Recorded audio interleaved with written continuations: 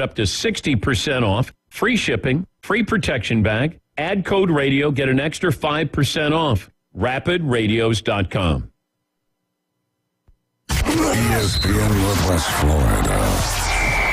It's the Coach James Hale Show. Bill Allen, Greg Wernicke, two experts that really run Tallahassee and Florida State Athletic Department. Declare for the draft, but if nobody declares they want you, I want to ask you both real quick. You got to go somewhere else. He comes on there and he says, I'll come under one condition, that each one of my offensive linemen gets paid X. There you go. Weekday morning 7 to 9. ESPN Northwest Florida. Good morning. This is Joanna on ESPN Northwest Florida with your weather forecast on this Tuesday.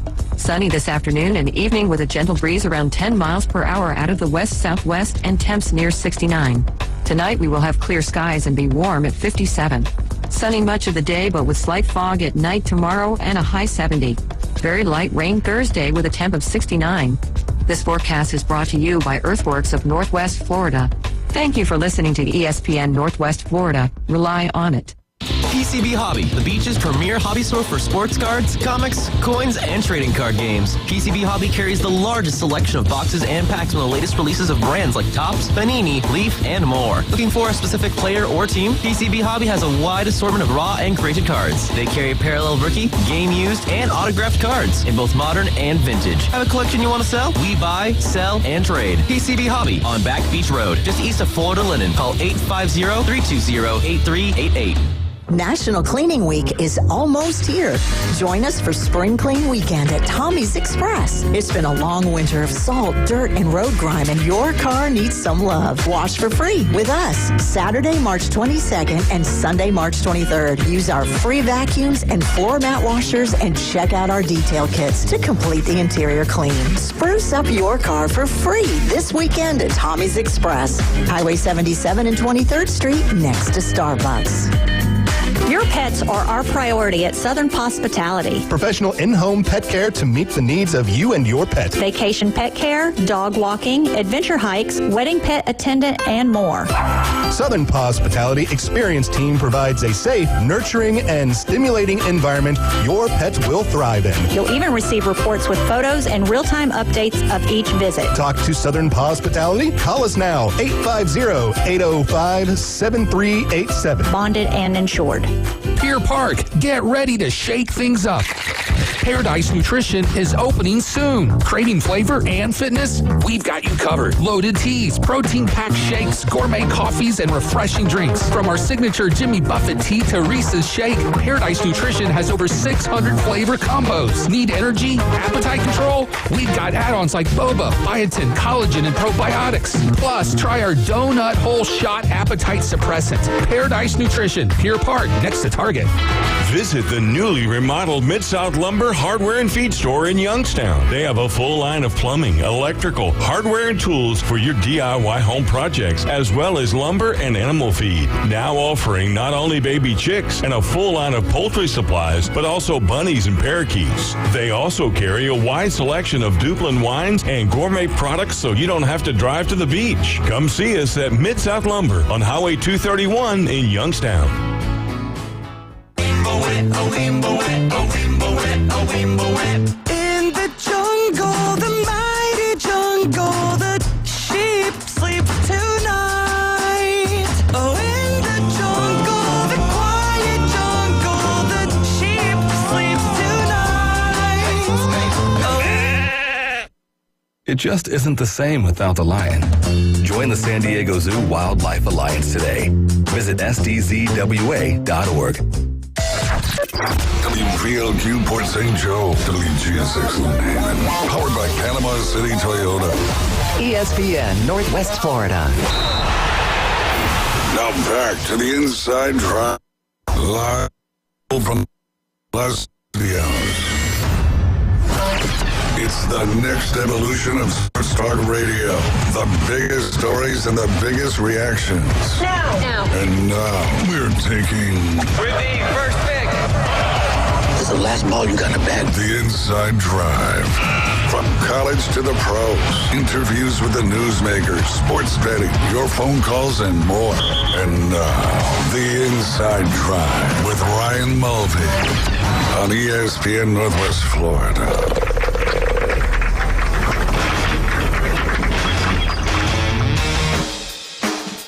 And good Tuesday morning. You're listening to The Inside Drive live here on ESPN Northwest Florida. Sitting inside the beautiful Golf Plus studios. You can check out Golf Plus both here in Panama City Beach and up in Dothan off of 231 right here in Panama City Beach inside the Edgewater Shopping Plaza. They got great specials, and I just checked out their Facebook page, and they've got a new release inside the golf shop today. Cobra just released a really cool looking limited edition driver. So if you're one of those golfers that has to have not only the latest and greatest, but the uniquest, or most unique, the one they have currently in studio, it's called the Cobra Drive On Vibes. Very cool Palm Tree Crew limited edition drivers. They got a few of those in stock. You can head over to the Edgewater Shopping Plaza and Golf Plus Dothan to pick one of those very PCB fitting with those palm trees on the driver. That's kind of one of those things a lot of these companies have been doing in recent years, is kind of mixing up the color options and the customizing that you can certainly do with golf clubs nowadays. And I know Golf Plus Dothan and PCB also does custom ferrules, grips, all sorts of stuff. You want to have your clubs be unique just to you, you can head over to Golf Plus and they can help you get that done.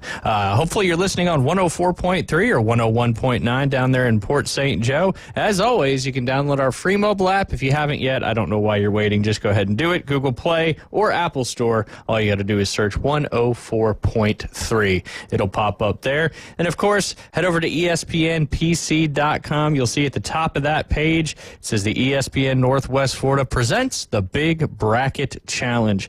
You click on that link, then it takes you to another page. You can click on the banner ad now, and it'll take you directly to this year's pool, which currently has 20 people in it. So we gained 5 from the show yesterday. Again, I'm going to actually post that link live in our comments right now on the Inside Drive Facebook page to make it a little easier if you're trying to find it and you're indeed listening on or watching and listening on social media. But again, get in there. We appreciate PCB Hobby, Panama City Toyota, and Pepsi for sponsoring the ESPN Northwest Florida Big Bracket Challenge, as the top 3 will be eligible to win some cash and prizes. You don't want to miss out. Obviously, it's a lot of fun. You can do as many brackets as you want, not with this one, but with whatever you want to do. And obviously, like me and David talked the other day, we kind of have our first bracket, which is our main bracket, which is the one that for us matters because that's the first one you choose. And then the brackets after that, then of course a lot of hedging. Chase for perfection. That's it. Doesn't happen very often. That is for sure. And then, of course, if you're a Hard Rock bettor and you like to get some bets out there, you're going to have plenty of games to bet on over the next 3 to 4 weeks, because not only do you have your conference championships this week, but then, of course, the bracket gets started next Thursday, where you've got a plethora of games every day. The parlays, the spreads, they don't really do player props because it's college, and I understand why. But you'll have a lot of opportunities if you're wanting to dive into some betting, and we'll keep you up to date on all those lines and spreads and different things throughout the tournament coverage over the next several weeks. And then, of course, you can also find Lucid Streams TV right there at the top of the ESPNPC.com homepage. If you're looking to save some money on your television coverage, your streaming service, whatever the heck we call it nowadays, Lucid Streams TV has got you covered. Code ESPNNW gets you about $41.99 a month for over 2,000 streaming channels on demand, all the sports. You're going to be able to watch every NCAA game, any pay-per-view event, all the Major League Baseball games that'll be coming up. They say it's very hard to find the Braves and such other games, but Lucid Streams TV takes care of that for you. Again, you can find that link on our homepage at ESPNPC.com. Find that Lucid Streams icon, click it, follow the prompts, you get an email. Super easy to sign up, and I guarantee it's less than whatever you are paying right now for your streaming service. And you don't even have to do one of those Rocket Money funny things to find out what all your subscriptions are. Lucid Streams TV is cheap enough that it doesn't even matter. Looks like I'm going to go through a lot of the free agent action, the moves, the drops. It may take us a couple segments, but I did just see on the old TV here, Lucid Streams TV, I might add, that the Indianapolis Colts signed quarterback Daniel Jones. 1-year contract worth $14 million. $14 million kind of says to me that that's not necessarily a backup role. It sounds like he's going to be competing with Anthony Richardson for the starting role there in Indianapolis. So I guess you can check off Indianapolis for a potential landing spot there for Aaron Rodgers. But AR's now got some competition, and we'll see if that, how that all shakes out during the camps. And then, of course, as we approach the start of the NFL season in August, who will win that starting job. But probably a good move by the Colts, just because of the history of injuries with Anthony Richardson, and he hasn't played a full season since he's been in the league. I know he's only been in the league for 2 years, but he's obviously dealt with some serious injuries in both of those years. So I guess they're kind of hedging a little bit that, and they're dubbing him Indiana Jones there with the Indianapolis Colts. So he's already got a nickname, and he's not even probably reported there to Indianapolis yet. I am going to start with basically the rundown of notable moves, trades, and signings made by each team since the start of the 2025 NFL free agency period. And then I'm going to bounce in between on the same team to all the notable players that have been released or are due to become unrestricted free agents when the new league year begins tomorrow, Wednesday, March 12th, have retired, declared their intention to retire, or have been traded. So I'm going to start with the Buffalo Bills. We'll start with the players that have fall into that category first. You got running back Ty Johnson, fullback Reggie Gilliam, wide receiver Amari Cooper, wide receiver Mac Hollins, edge rusher Von Miller, defensive end Dwayne Smoot, one of my favorite names in football, Quentin Jefferson, defensive line, Austin Johnson, defensive line, Jordan Phillips, defensive line, Rasal Douglas, cornerback. The DeMar Hamlin era is officially over in Buffalo as he was released as well, and then punter Sam Martin. On the notable moves, trades, and signings made by the Buffalo Bills, one of the bigger ones, and these are some we've already talked about, but kind of trying to sum it up for everybody who hasn't, if you haven't been paying attention, you're about to find all about it. Josh Allen, he agreed to a new 6-year deal worth $330 million with $250 guaranteed, most lucrative contract in NFL history. Wide receiver Josh Palmer agreed to a 3-year, $36 million contract with $18 million guaranteed. Khalil Shakir signed in a 4-year extension worth up to $60.2 million, including $32 guaranteed at signing. Edge rusher Michael Hoecht, I don't know how to pronounce that one, Hoecht, Heck. Sounds good. Heck it is. He agreed to a 3-year contract worth up to $24 million. We already talked about edge rusher Greg Rousseau yesterday. He signed a 4-year, $80 million extension, including $54 million guaranteed at signing. Linebacker Terrell Bernard, he agreed to a 4-year extension worth $50 million, including $25.2 of that being fully guaranteed. And then long snapper Reed Ferguson re-signed to a 4-year contract. No details on the money for the old long snapper, Reed Ferguson there. All right. Next team there in the AFC East is the Miami Dolphins. Long list of players who are no longer there anymore, starting with backup quarterback Tyler Huntley, Jeff Wilson, and Raheem Mostert, the 2 running backs there behind Devon Achane, both released. Again, that was Raheem Mostert and Jeff Wilson. Braxton Berrios went to the Houston Texans. River Cracraft was also released. Dwayne Eskridge, wide receiver, also released. Tight end Durham Smythe, he went to the Bears. Tight end Jack Stoll was released. Offensive tackle Jackson Carman. Offensive tackle Kendall Lamb. Offensive guard Liam Eichenberg. Also Robert Jones, he went to the Cowboys. And the other one, another offensive guard, Isaiah Wynn. Edge rusher Tyus Bowser. Edge rusher Deshaun Hand. And edge rusher Emmanuel Ogba. Defensive end Calais Campbell. Defensive lineman Benito Jones. Linebacker Terrell Dodson. Dotson, Luke Riley, Anthony Walker Jr., cornerbacks Kendall Fuller and Syra Neal, safeties Elijah Campbell, Jordan Poyer, and Javon Holland, who went to the Giants. They also released long snapper Jake McQuaid. Some notable additions for the Miami Dolphins, not a ton of them. 1-year deal for quarterback Zach Wilson, who's taking his mom-loving self down to Miami, South Beach. We'll see what he can do down there. And obviously he's dating somebody now, so the joke is kind of gone and past. They've also signed offensive lineman Larry Borum to a free agent deal. Offensive guard James Daniels signed a 3-year, $24 million deal. And last but not least, cornerback Afeatu Melifonwu agreed to a 1-year, $4 million deal. I actually think I did pretty good with that one. I got to give myself credit where credit's due.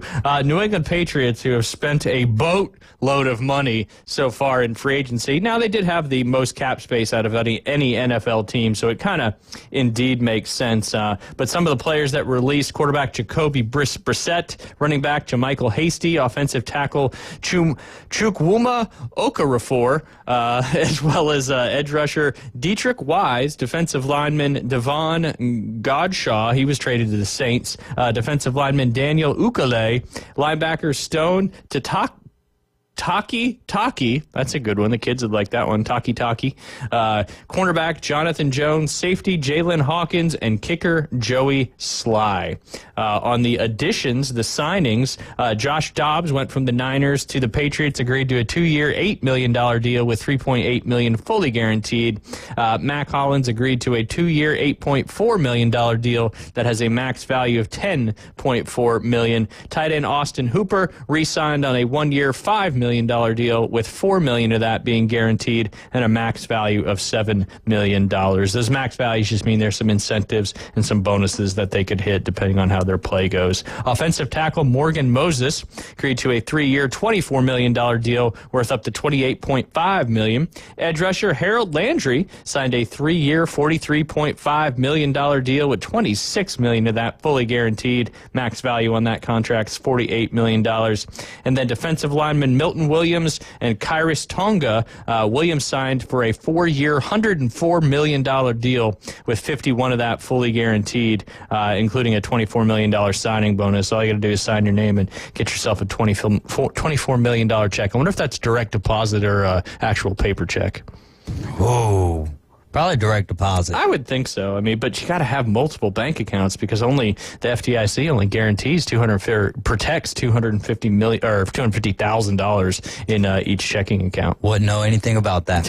No, me neither. But these guys certainly do. And then Tonga is signing just a 1-year, $2.7 million deal. Linebacker Robert Spillane is signing a free agent deal, and then cornerback Carlton Davis agreed to a 3-year, $60 million deal. Basically, the Patriots have spent, let's see here, they spent 104. What's that total amount there? 104, 60, 43, 37. It's, I got $283 million the Patriots have so far spent in free agency. 283? $283 million of that, which one better be good.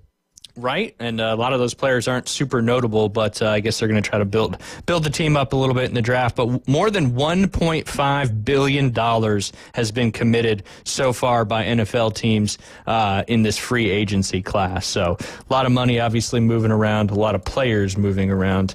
All right, I'm going to jump to some depression for me because yesterday afternoon it was just like San Francisco. Dismantling of the 49ers, essentially. And at least the defense. Yeah. Well, and we lost some offensive players too, but it's kind of that Super Bowl window that was open for a little bit. Obviously, should have been open last year as well, but a lot of injuries that hurt. But you just can't keep all these guys on your team for long periods of time. But hopefully, this will be kind of a second wave with some good drafts, and maybe they'll actually make some moves here in free agency at some point. But notable losses for the Niners: backup quarterback Brandon Allen is being released. Quarterback Josh Dobbs, I mentioned, he went to the Patriots. Running back Elijah Mitchell went to the Chiefs. I didn't realize that the Chiefs were releasing Perine and another running back. I forget the other name on there. So it kind of makes sense that they signed Elijah Mitchell. One that's kind of sad for me, Kyle Juszczyk. He was the longest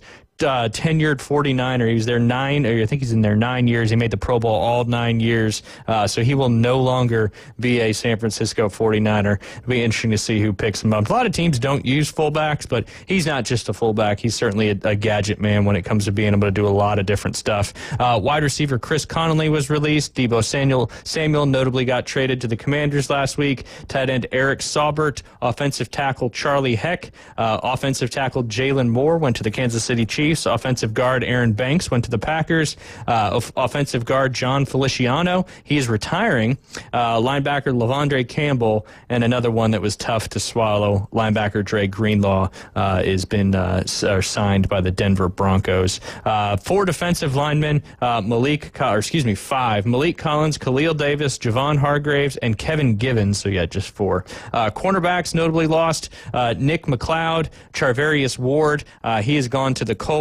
Rocky Sin and Isaac Yadam, and safeties Demetrius Flanagan-Fowles, safety Tashawn Gibson, and then another one going to the Broncos, safety Taliona Hufanga.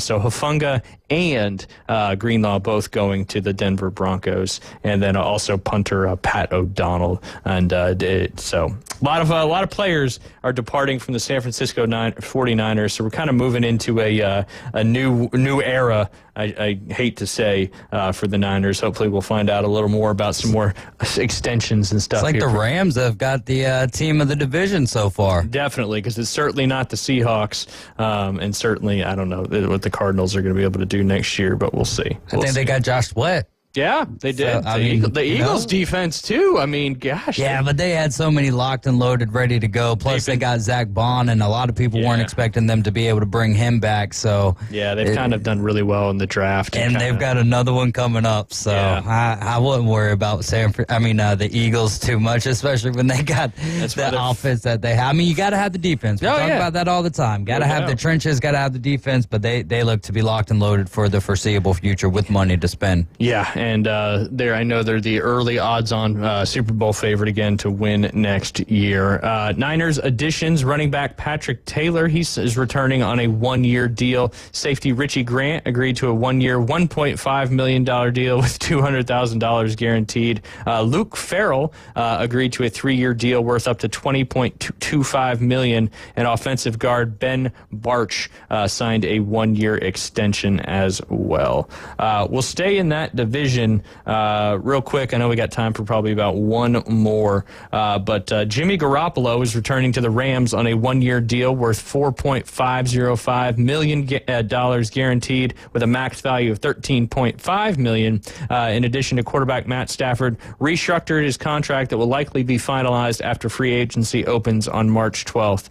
The veteran QB, who had 2 years remaining on his existing contract, had received permission from the Rams to speak with other teams about his value, but ultimately decided to take a revised deal to stay in Los Angeles. They also added offensive tackle Alaric Jackson. He's not adding, he's just re-signing on a 3-year, $57 million deal, which includes $35 million guaranteed. A lot of big contracts for the big guys nowadays. As we've already talked about, wide receiver Devontae Adams coming over from the Jets agreed to a 2-year deal worth $46 million with $26 million of that guaranteed, including 12 of that 26 guaranteed coming in the form of a signing bonus. David, signing bonuses and that kind of stuff, those don't hit the cap, right? I believe that's how they restructure them, too. Where it's like they give them this new signing bonus, and it takes it out of what their value goes towards the cap. But let me double check on that. The money side has never really been the fascination of mine with sports. It's what they do on the field, the accomplishments. All right, well, he's searching that up. While wide receiver Tutu Atwell re-signed on a 1-year, $10 million deal that includes $5 million in signing bonus with an additional $5 million fully guaranteed. And they also signed Puna Poona Ford on a 3-year deal as defensive lineman worth up to $29.6 million. So the signing bonus does count against the cap. It's prorated over the length of the contract for a maximum of 5 years. So basically just reduces, if they put that into the contract, I guess it technically would be into the contract, then it's just taking a larger chunk out of money and spreading it over however many years, 3, 4, 5, 10, whatever their contract may be. Notable losses. The maximum is 5 years that you could do. Though. Okay, gotcha. Not the maximum length of a contract, but the maximum length of prorating that signing bonus. Okay, makes sense. All right. You can also pay the full signing bonus at once or spread it around. So they got good accountants. But if they pay it all at once, that goes to the cap for the year we're in, right? I would assume so. Okay, based on what you said there with the proration. All right, notable losses for the Los Angeles Rams: wide receiver Tyler Johnson, wide receiver DeMarcus Robinson, Hunter Long went to the Jacksonville Jaguars. Offensive tackle Jonah Jackson was traded to the Bears. Offensive tackle Joe Noteboom. Edge rusher Michael Hecht went to the Buffalo Bills. Defensive lineman Neville Gallimore, he was released. Nose tackle Bobby Brown III went to the Carolina Panthers. Linebackers Troy Reeder and Christian Roseboom. Cornerback Akello Witherspoon and safety John Johnson. Your notable releases from the Los Angeles Rams. All right, we got to go ahead to take a quick break. When we get back, we'll be joined by Doc A, as it is Tuesday, and we're going to talk about some NBA action. You listen to the Inside Drive live here on ESPN Northwest Florida. Keep the game going with ESPN Northwest Florida. Just because you get out of the car doesn't mean the Sports Talk and Live play-by-play have to end. Just say, hey, Alexa, open ESPN Northwest Florida. From Michigan Avenue to the man cave, from the car to the kitchen, we've got you covered. Keep the game going. Hey, Alexa, open ESPN Northwest Florida. Good morning. This is Joanna on ESPN Northwest Florida with your weather forecast on this Tuesday. Sunny this afternoon and evening with a gentle breeze around 10 miles per hour out of the west-southwest and temps near 69. Tonight we will have clear skies and be warm at 57. Sunny much of the day, but with slight fog at night tomorrow and a high 70. Very light rain Thursday with a temp of 69. This forecast is brought to you by Earthworks of Northwest Florida. Thank you for listening to ESPN Northwest Florida. Rely on it. Golf is a game that should be fun, but to have the most fun, you need to play your best.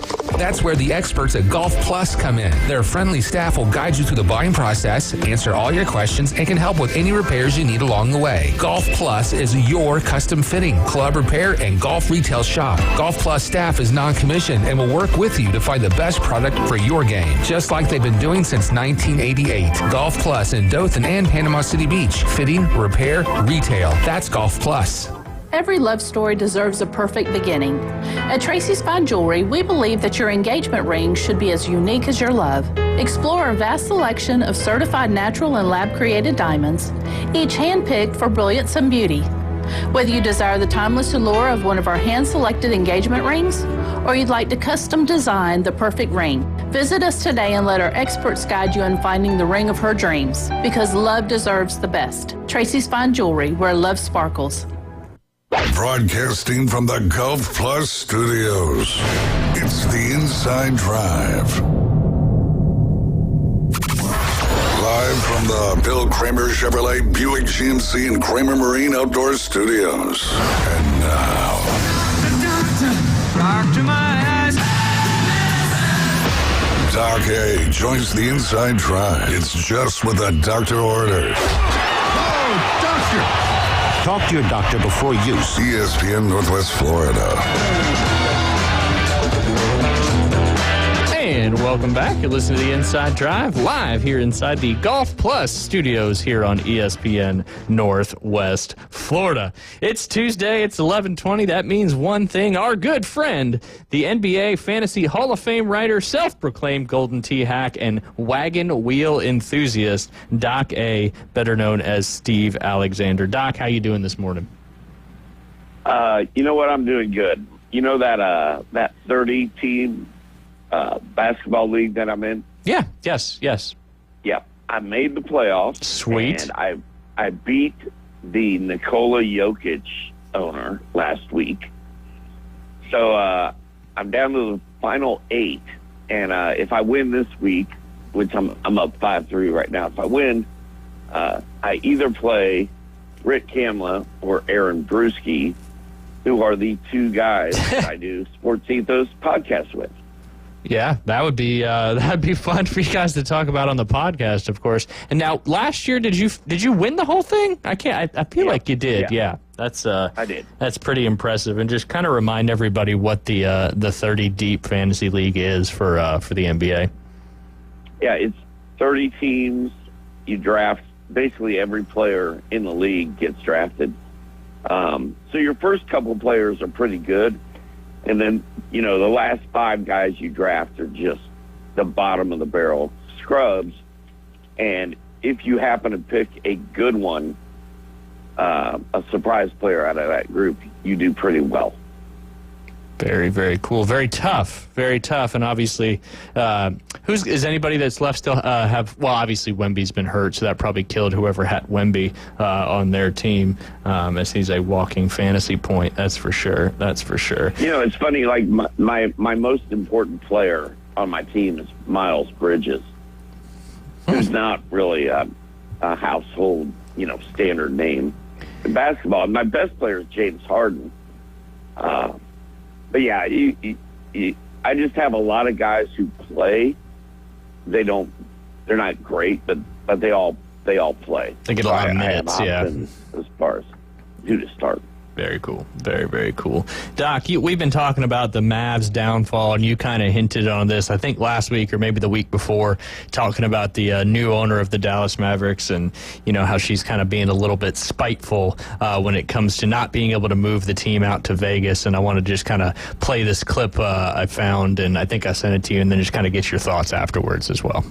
Let me get this straight. So Miriam Adelstein, the 5th richest woman in America, bought the Dallas Mavericks from Mark Cuban 2 years ago, or like 73% of it. And Miriam's wealth comes from her casino ownership, like the Las Vegas Sands. So she bought this franchise with the intention of building a new arena with a casino attached to it in Dallas. But Dallas has said she can't put a casino in. So Miriam then threatens, okay, if you don't let me put in the casino, I'm going to move the Mavericks to Las Vegas, where I can build it there. So then they said, oh no, you can't move the Dallas Mavericks because Dallas loves the Mavericks. They have great sales. They were just in the NBA Finals last year. So Miriam said, okay, if you don't let me move the Dallas Mavericks to Las Vegas and you won't let me build a casino, I'm going to trade your poster child. And that's exactly what she did. So when you hear that this trade made no sense, it doesn't in the world of basketball, but it does in the world of business. So let me get this. Yeah, you've been kind of all over this, Doc, but it kind of makes sense and kind of wild that a majority owner of an NBA team could be so spiteful to trade their best player because the city won't let her. Obviously you can't build casinos where it's not legal to have gambling. I know there's some things with like rivers and stuff like that, but what are your thoughts after hearing that? There are two theories. I believe that it's one of two things happened. Either what she just said is exactly true, because even when we were talking about it a month ago, I said I mentioned moving the team to Las Vegas, and like that. That's a known thing. That could be why Luka Doncic was traded. But I still tend to believe that the ownership didn't really know or care that much. I think these people put all their trust into Nico Harrison, and Nico does not like Luka Doncic. I think that's brutally clear at this point. And Nico went to them and said, look, this guy's a lazy bum. He's fat. He's out of shape. He got roasted by Jaylen Brown last year. I need to get him out of here. Are you guys okay with it? And they're like, yeah, man, you're the basketball guy. Do what you want to do. So it was either they're blowing the whole thing up and trying to make it as ridiculous as they can so they get run out of town so they can go to Vegas, or it's simply that Nico hates Luka. Two wild things that could be the case when it comes to Luka going over there to the Los Angeles Lakers. Obviously, one of the stories coming out of this past week was LeBron going out for a couple weeks with a groin injury. Obviously, he'll be back in time for the playoffs, but can the Lakers still be a contender with this little LeBron being out for a couple weeks? I know they were on an 8-game winning streak, and I think they've now dropped their last 2. Hey, I think before the last 2 losses, they were 14-2 over their last 16 games, something like that. They beat a bunch of good teams. I think I listed all the teams they beat last week. Oklahoma City, Denver were in that group. Oklahoma City is still the favorite. Boston is still the team to beat in the East, along with Cleveland. But after those 3, the Lakers are right there. They're right on the door. So I hope so, man. Maybe it'll be good for LeBron to take a couple weeks off, get some rest, and let Luka figure out who else on that team he can trust. Yeah, that's a good point. Definitely. I mean, LeBron's 40 years old, and if they're going to make a deep playoff run, they obviously got to be he's got to be well rested going into the playoffs. Speaking of the playoffs, which 2 teams do you think from each conference's play-in games are going to make it? On the Western Conference side, you got the Timberwolves at 7, Clippers at 8, Kings at 9, Mavericks hanging on to that 10th spot by a couple games over the Phoenix Suns. And then on the Eastern Conference side, you've got the Hawks at 7, the Magic at 8, the Heat at 9, and the Bulls at 10. Who do you think the 2 teams from each of those play-in games will make it to the actual playoffs themselves? I'm going to go with the Clippers and the Hawks. Maybe Minnesota does it.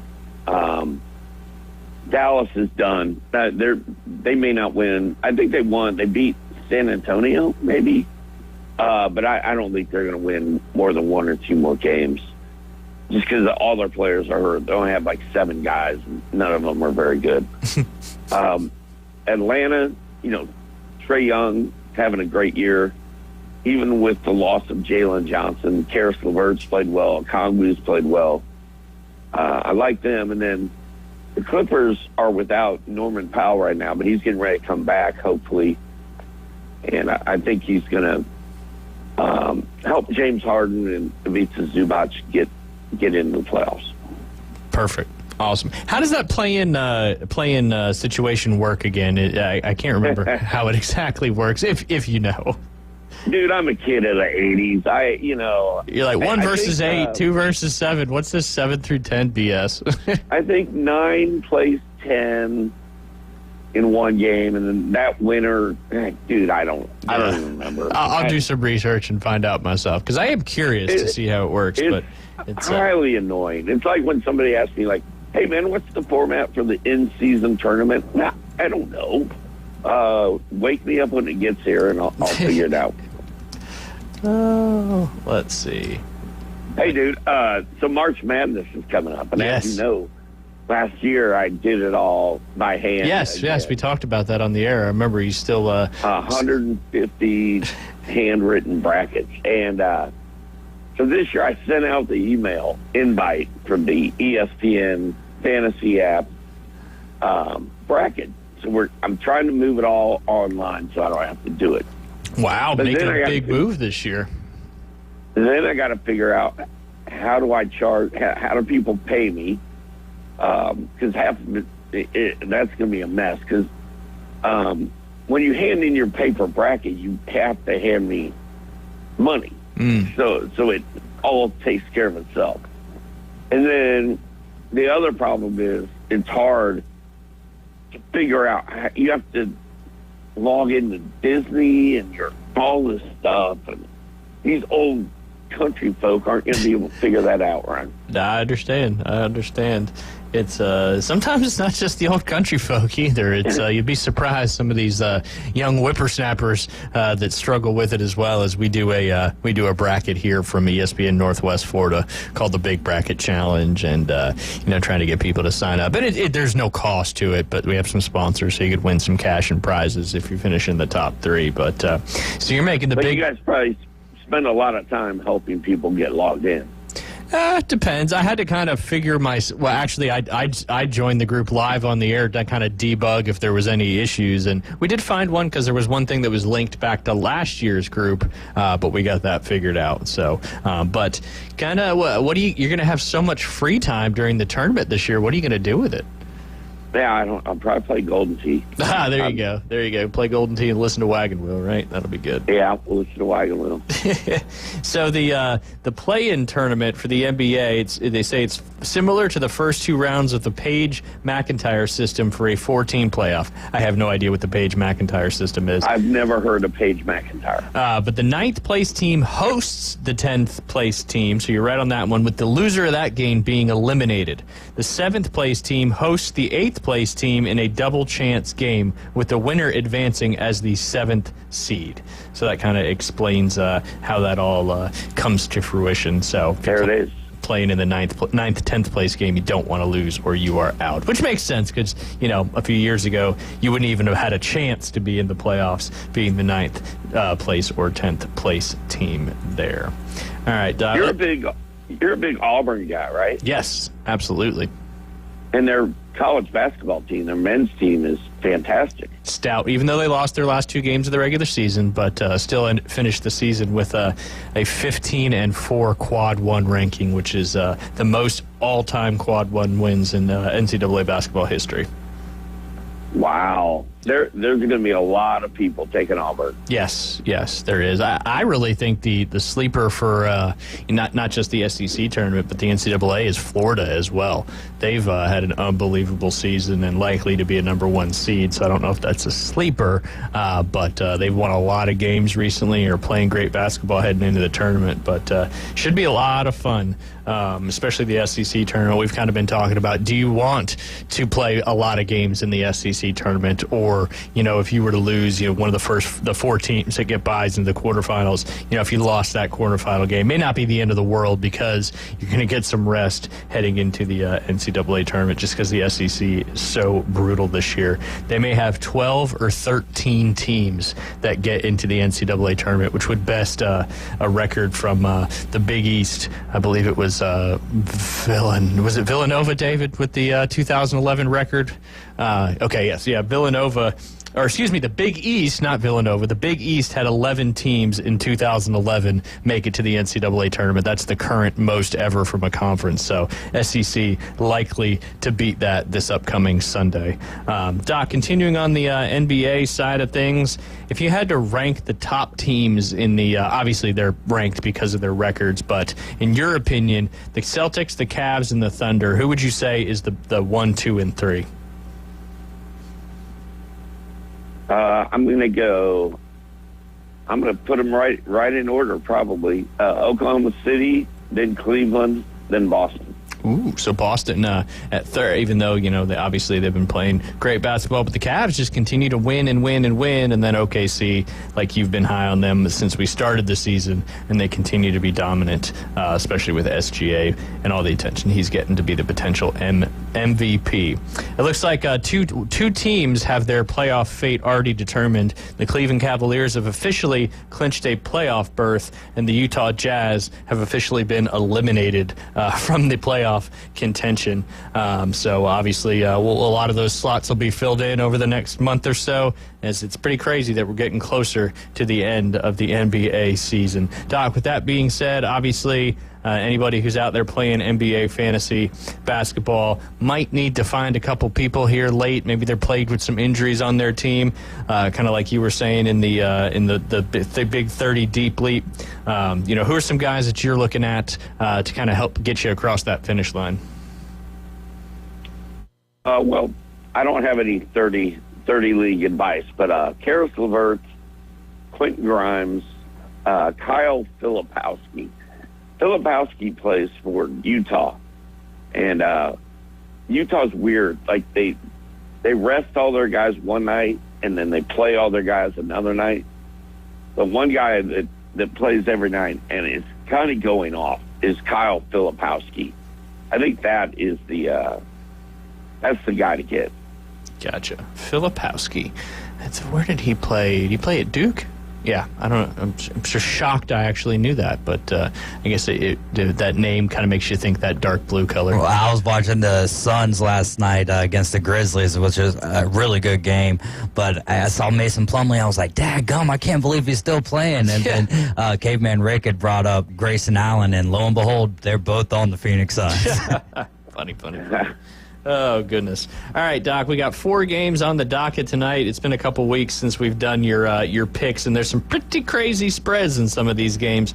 Starts with the Nets at the Cleveland Cavaliers. The Cavs are an 18.5-point favorite at home. Can they cover that, or are the Nets that bad, and it'll make it easy for the Cavs? It's going to be close, but I can't give up 18 points. I got to take a lot. Yeah, that is a lot for any NBA matchup, it feels. Next, another big spread. The Wizards at the Pistons. Pistons are a 14.5-point favorite in Detroit. I mean, they're the Detroit Pistons. Yes, they're having a good year, but I can't give up 14. No, give me Washington. There you go. Taking the points in the first 2 games. Next one, you got the Bucks at your Indiana Pacers. Pacers are a 3.5-point underdog at home, so they're getting 3 points at the house. I'll take the points at the house. There you go. All right, so we got the Cavs, or we got the Nets, we got the Wizards. Actually, if Tyrese Halliburton plays in that game, I want the Pacers. If he's out, I don't. Okay. I'll put that little asterisk in there. So Halliburton in, Pacers out, Bucks. Is that correct? Yeah. Okay, perfect. And then last but not least, the only other game on tonight, the Clippers at the Pelicans. Pelicans getting 7.5 points at the Smoothie King Center. Smoothie King Center. I'm gonna take my Clippers, man. The Pelicans are a disaster. All right, so we got the Nets, the Wizards getting points, the Clippers laying the points, and then depending if Halliburton's playing or not. If he's in, the Pacers getting 3.5 points. If he's out, the Bucks laying 3.5 points. Doc, we always appreciate your time on here. I will be wishing you luck in the 30-deep playoffs. Hopefully you can make it to the Final Four and play against some of your buddies you do the podcast with. That would be absolutely a blast. Thank you. All right. That was Doc A. You can check him out on Twitter, Doctora, Docktora. You can follow his podcast at sportsethos.com. You guys are listening to The Inside Drive live here on 104.3 in Panama City and Panama City Beach. We'll be right back talking a little bit more about the NFL free agency. ESPN Northwest Florida is taking it to the hole. Your home for the most live college basketball in the Gulf Coast. The ACC, SEC, and the biggest games in the country. Plus the official station of March Madness. The Panhandle's destination for live play-by-play. Hear every slam dunk in ultra-high fidelity right here. ESPN, Northwest Florida. Have you ever met a single person in your life that enjoys paying taxes? No one does. If you can't sleep at night because you have a huge problem with the IRS, I've got some free advice for you. This service is strictly limited to individuals that owe the IRS $10,000 or more in back taxes. And if you qualify, we can guarantee that you won't be writing a big fat check to the IRS, or our services cost you nothing. The first 100 people that call today will get a free tax consultation worth $500. Stop worrying about your IRS problem. We can help you, we promise. Call the tax doctor right now. I mean right now to learn more. 800-605-4650. 800-605-4650. 800-605-4650. That's 800-605-4650. Reliable Copy Products is proud to be the exclusive dealer in Northwest Florida for Kyocera office equipment. Reliable Copy Products has been committed to providing professional, personalized service for the last 35 years. They understand that the right equipment does not always fall within today's budget requirements, so they offer several options for the equipment you need today for the growth you expect tomorrow. Call James Mothers at 784-6601. 784-6601. Reliable Copy Products on Harrison Avenue, just north of Bay High School. Now back to the Inside Drive, live and local from the Gulf Plus studios.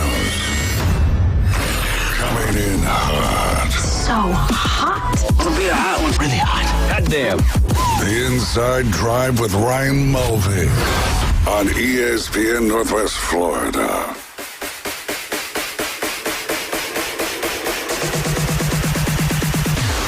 And welcome back to the Inside Drive live here on ESPN Northwest Florida.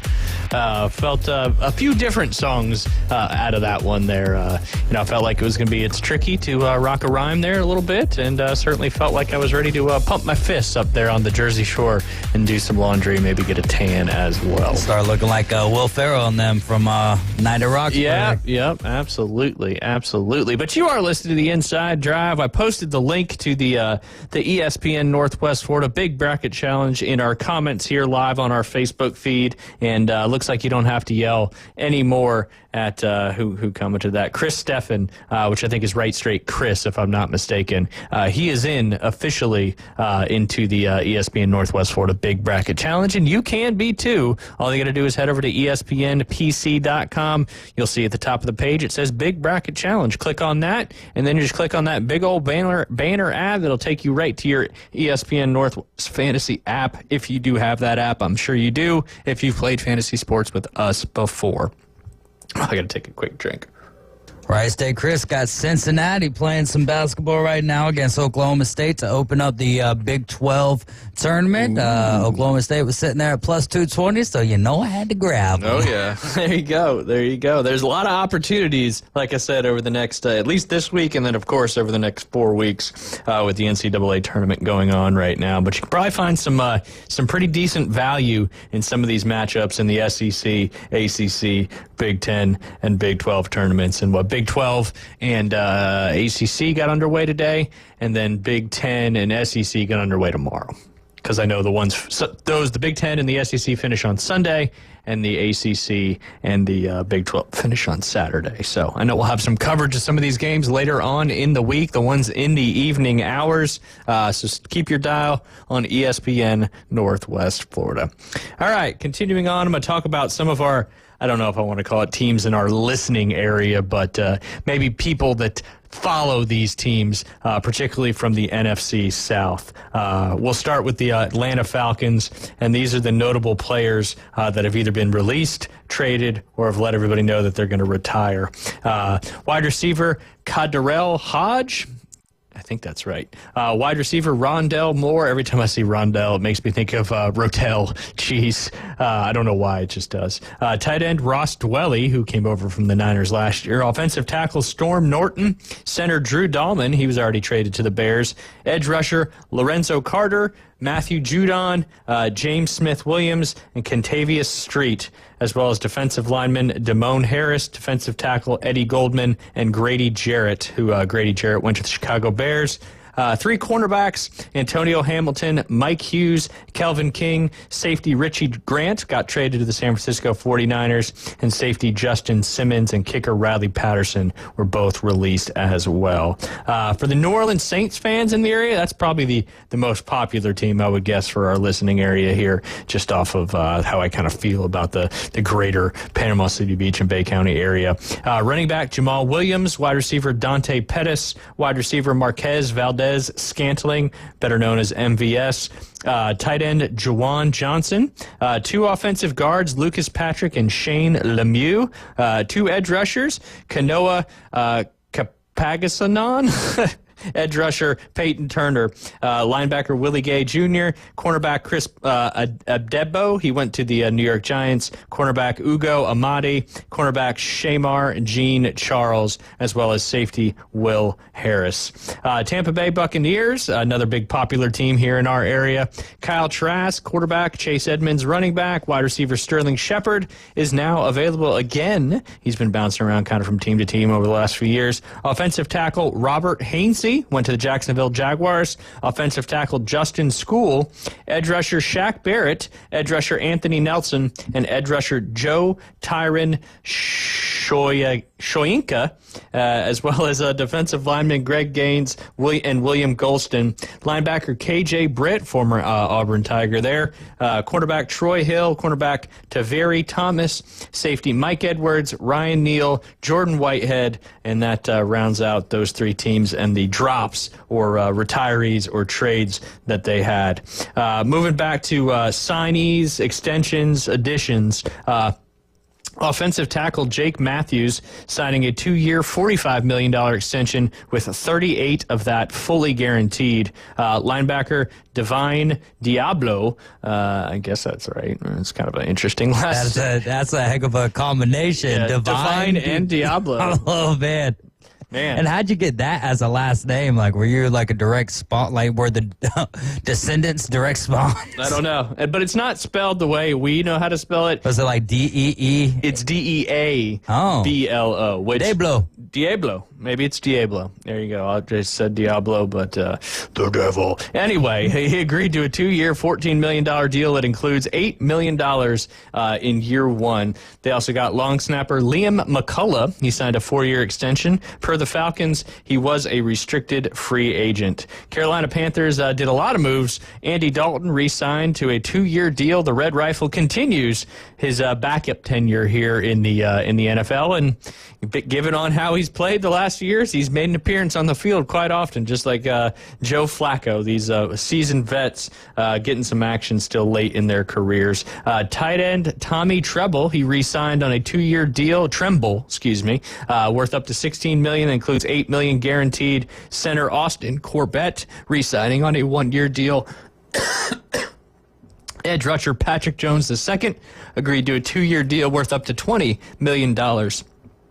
Defensive lineman Tershawn Wharton agreed to a 3-year deal worth up to $54 million, with 30 of that fully guaranteed. Nose tackle Bobby Brown III, 3-year, $21 million deal that has a max value of $27 million. Obviously, we've talked about this particular gentleman, cornerback J.C. Horn agreed to a 4-year extension worth $100 million, with 70 of that fully guaranteed. That's the largest defensive back contract in NFL history.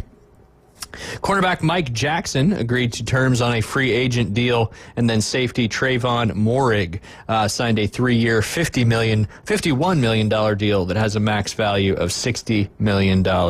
And then your New Orleans Saints, defensive lineman Devon Godchaux, acquired in a trade from the Patriots. We've talked about him before for a 7th-round draft pick, but obviously the trade not official until the New Year League starts tomorrow. And then edge rusher Chase Young, he's returning on a 3-year, $51 million deal that has a max value of $57 million.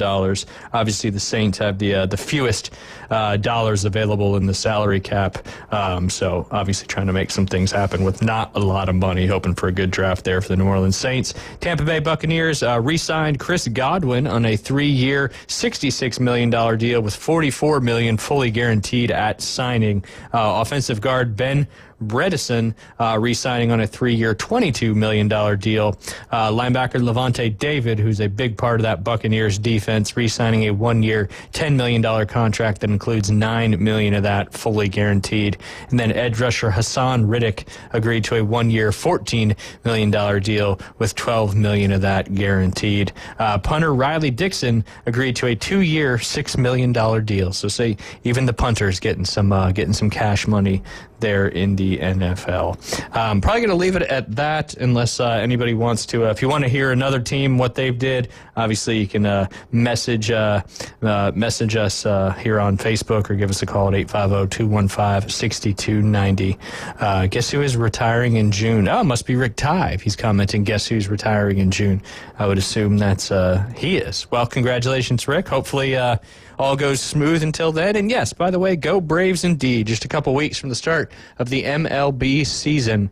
Obviously, we have a fantasy baseball league set up too. I know we got to figure out who's not playing this year. But if anybody's interested in joining some of us here on ESPN Northwest Florida, want to play some fantasy baseball, just text your name and email address into 850-215-6290. All right. I did want to jump on a little interesting, some comments here. Obviously, it's TPC Sawgrass Week. So just some comments from former and big-time name PGA Tour players and other things in regards to TPC Sawgrass. Just some quotes here and how difficult the Pete Dye diabolical golf course really is. Ben Crenshaw said, "This place is Star Wars golf. This place was designed, this is Star Wars golf. This place was designed by Darth Vader." Again, that was Ben Crenshaw, PGA Tour legend. Jack Nicklaus said, "I've never been good at stopping a 5-iron on the hood of a car." That's in referencing, how undulated, and they've got some serious hole locations out there at TPC Sawgrass that can be certainly very tough. And the greens famously very firm and fast every year. So that's kind of what he's referring to in regards to being able to stop the ball around some of these hole locations. Now, again, technology back when he was playing, not as good as it is now with the ball and the club. So a lot easier to spin it this day and age than back then. Fuzzy Zeller, he said, "Where are the windmills and animals?" Referring to it kind of being like a mini golf or putt-putt course, just being very difficult and challenging and kind of crazy. Tom Watson said, "It's a joke, a real joke." Again, these are all quotes referring to TPC Sawgrass and the Players' Championship. J.C. Sneed said, "This course is 90% horse manure and 10% luck." The 17th, this is an unidentified player. The 17th is a ridiculous piece of SHIT, reminiscent of some putt-putt carnival course. Again, that was an unidentified player. TPC Sawgrass is no picnic for these the best players in the world, as I think it features 58 or 48 out of the top 50 in the official golf world rankings, which obviously doesn't include some of the live guys, as not all of them are currently getting points as well. But if you tune into Fantasy Six Pack, obviously we'll have Keith on the show tomorrow as well. But FantasySixPack.net, you can also follow the Discord, Fantasy Six Pack. But I'll be joining Keith Fleming in our 2 Off the Tee podcast tonight, 8 p.m. Central Time. You can obviously join it live, chat with us live, and of course watch it after the fact as well. But we'll be going over all of our picks for the tournament, talking about the golf course, and then of course giving our official DraftKings lineups as well, trying to help everybody win some cash money, not only the players out there at Sawgrass, but people that can either bet or do some DraftKings as well. So again, that'll be at 8 p.m. tonight. You can just head over to FantasySixPack.net and you can check that out. And I'm looking forward to doing it again. Had a lot of fun last week with Keith and another guest. We'll have another guest, Holly, on with us tonight, another golf expert. So Keith does a wonderful job finding a lot of these top golf minds out there in the fantasy and betting world. We got to go ahead and take a quick break. When we get back, it'll be time for our Tuesday edition of the Afternoon Delight Debrief. You're listening to the Inside Drive inside the Golf Plus studios right here on ESPN Northwest Florida.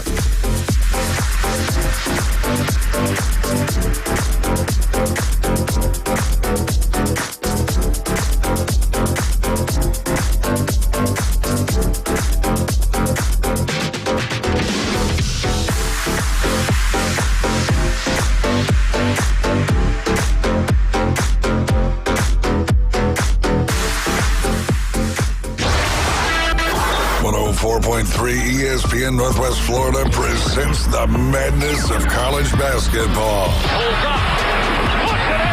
68 teams, 32 conference champions. But there can only be one.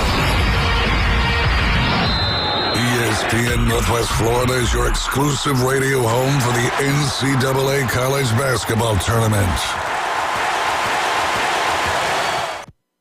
Good morning. This is Joanna on ESPN Northwest Florida with your weather forecast on this Tuesday. Sunny this afternoon and evening with a gentle breeze around 10 miles per hour out of the west-southwest and temps near 69. Tonight we will have clear skies and be warm at 57. Sunny much of the day, but with slight fog at night tomorrow and a high 70. Very light rain Thursday with a temp of 69. This forecast is brought to you by Earth of Northwest Florida. Thank you for listening to ESPN Northwest Florida. Rely on it. Ready for a great deal? It's Ready, Set, Go time at Panama City Toyota, where you can get 3.99% APR on the perfect combination of sport and utility in the new RAV4, plus 90 days until you make your first payment. Get 1.99% on the ruggedly refined Tacoma, plus 90 days until you make your first payment. And get 1.99% on a new Tundra, named the best resale value in its class by Kelley Blue Book. Ready, Set, Go. Offer ends March 31st. For details, visit PanamaCityToyota.com. Powered by Panama City Toyota. Your home for Auburn Tiger basketball. WGSX Lynn Haven. WVLQ Port St. Joe. ESPN Northwest Florida. Whether you're an experienced investor or first-time buyer, Beach House will provide you with top-notch service to guide you through every step of the process. We make the real estate process fun and easy through effective marketing, strategic advertising, and always a client-focused experience. From single-family homes to full-scale developments, Beach House Sales Development has you covered. Check them out at beachhousesalesfl.com or give them a call at 850-919-3500. Broadcasting from the Gulf Plus Studios, it's the Inside Drive. Sky rockets in flight. And now, the afternoon delight debrief with the three degenerates from the Inside Drive. Live from the Bill Kramer Chevrolet Buick GMC and Kramer Marine and Outdoor Studios. Afternoon delight. ESPN Northwest Florida. Sky rockets in flight. Afternoon delight. And we are back. You listen to the Inside Drive on this beautiful Tuesday, officially now in the afternoon, right here in Panama City and Panama City Beach. Hopefully you listen on 104.3, or if you're down there in Port St. Joe and in those surrounding areas on 101.9. You can also watch, like, listen, comment, subscribe, share, follow from the Golf Plus Studios on Facebook, YouTube, and Twitch. All you got to do is search up ESPN Northwest Florida.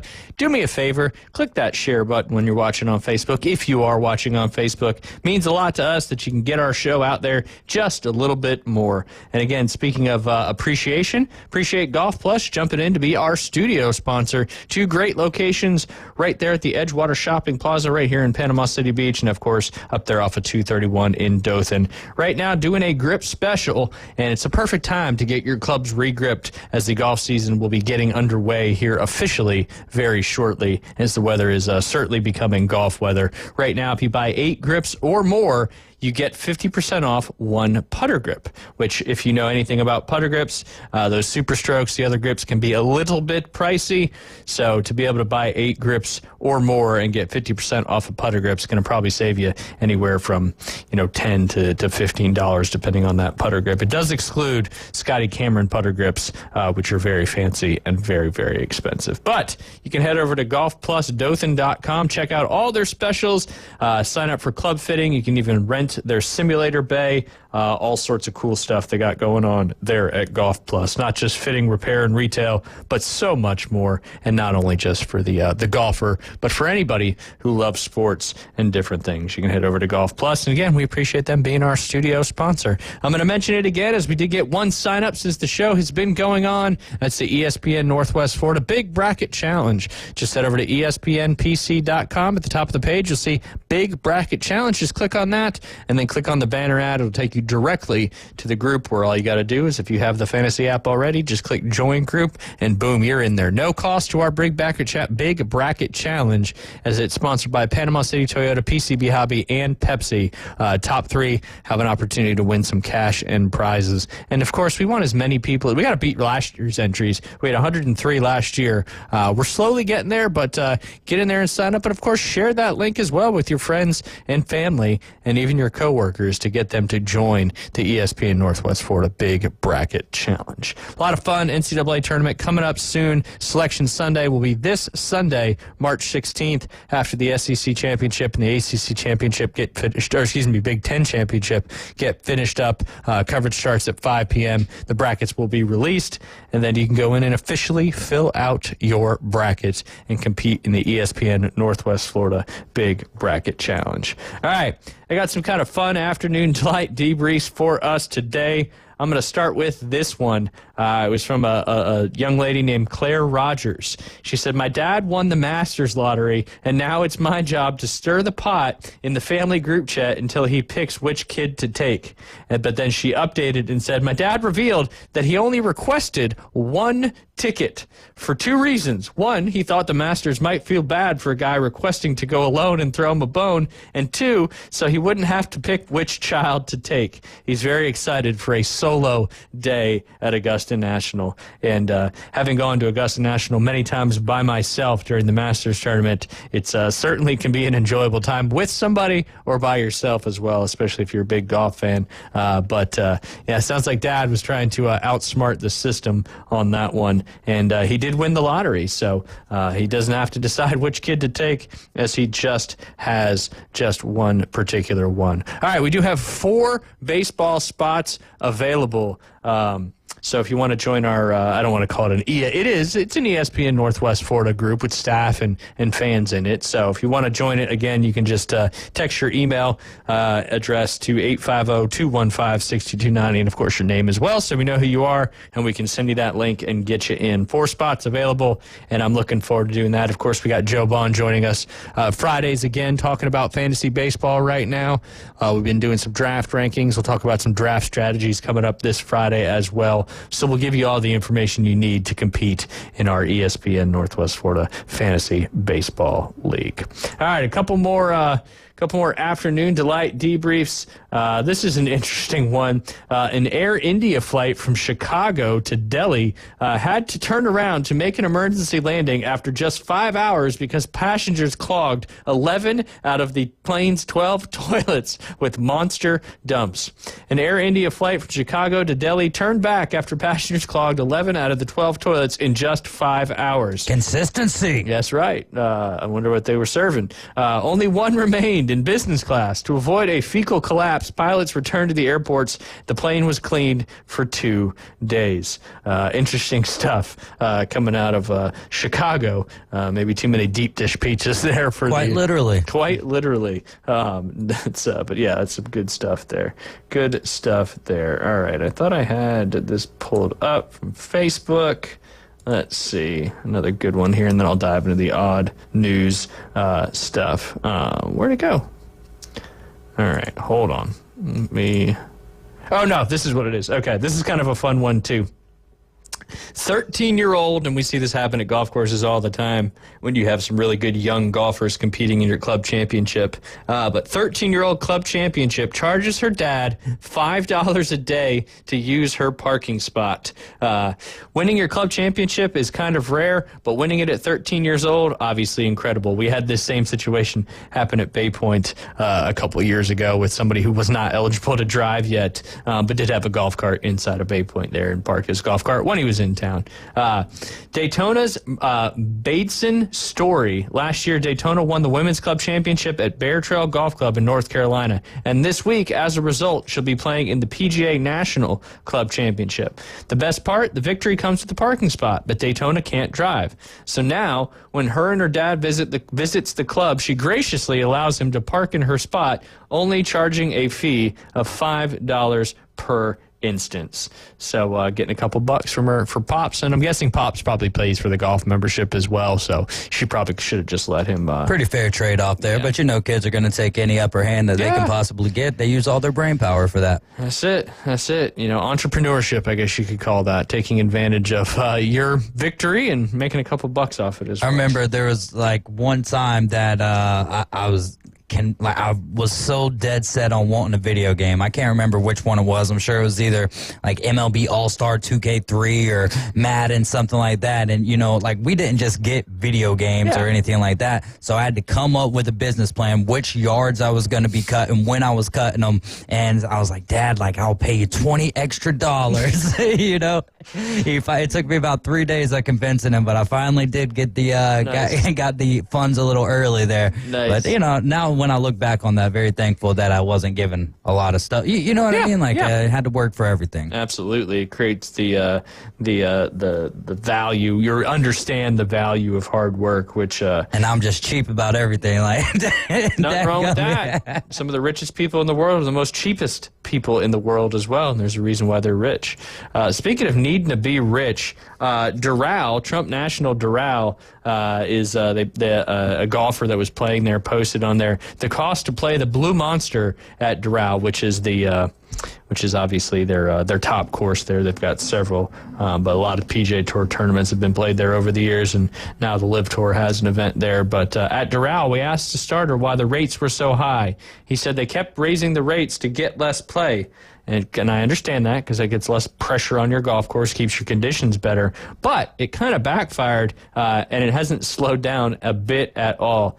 This receipt shows that an outside guest, that's a non-member or a non-guest of a member, the round was $695 plus a $225 surcharge, making the total price $920 plus tax, $984.40 for a round of golf there, which is pretty incredible. Just going. Is that course remotely worth that? Yeah, it's a top. It's probably top 20 in the country. I definitely know it's top 10 in the state of Florida, and Florida's got some pretty ridiculous golf courses. But just further shows that the best way to play some of these golf courses is to be a guest of a member. Or like Golf Now, become popular again. Well, I missed with that. You would get some nice deals on Golf Plus. Or Golf Now, but yeah, that's what I meant to say. You still get great deals at Golf Plus. Absolutely. But yeah, and again, not so much at private clubs with Golf Now, but that's just kind of the nature of the business since COVID. Is it got such a boom that it just kind of sparked or pushed all these rates up, and then of course obviously the cost of everything is just ridiculous. So the same cost to maintain a golf course 5 years ago versus maintaining a golf course now is probably 30 to 40% more than it was, and obviously they've got to increase those greens fees to make that work.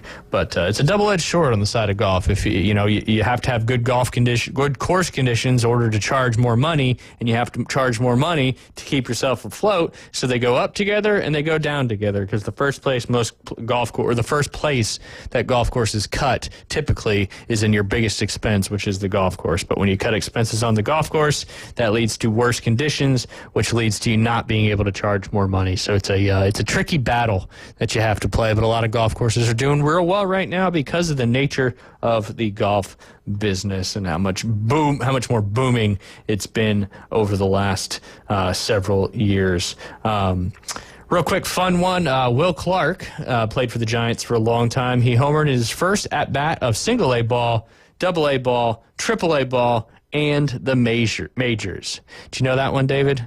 That Will Clark hit a home run in his first at-bat, single A, double A, triple A, and major league? No, I did not, man. It's pretty wild stat there from... good old San Francisco Giant. Yep. Yeah. Absolutely. That's a name I haven't heard in a while, man. That's the beauty of sports from the past, right? Is just naming off names like Mo Vaughn, whose name just kind of got brought up with the HGH side of things. Yes, saw that. Yes. One of the more outside of Mike Trout and Shohei Ohtani. What other angel do you just kind of think of when you think Troy Glaus, David Eckstein? That was definitely. Yeah.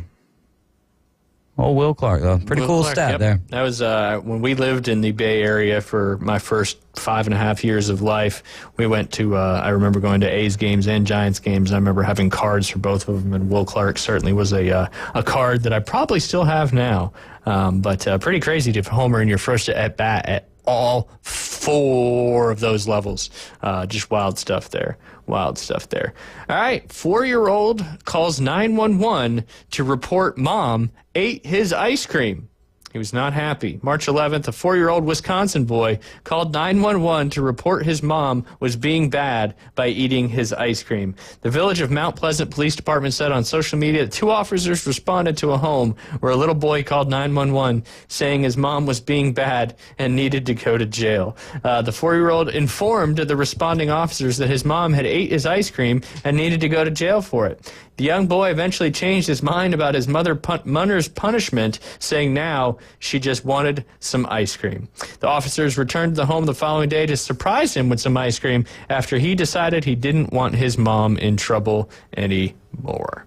You can never put anything past feel good story, I guess. Yeah, I guess. Not if you're the mom. No, not at all. That's a little bit frightening. Yes, absolutely. Absolutely. All right, let's see. We got some other ones here.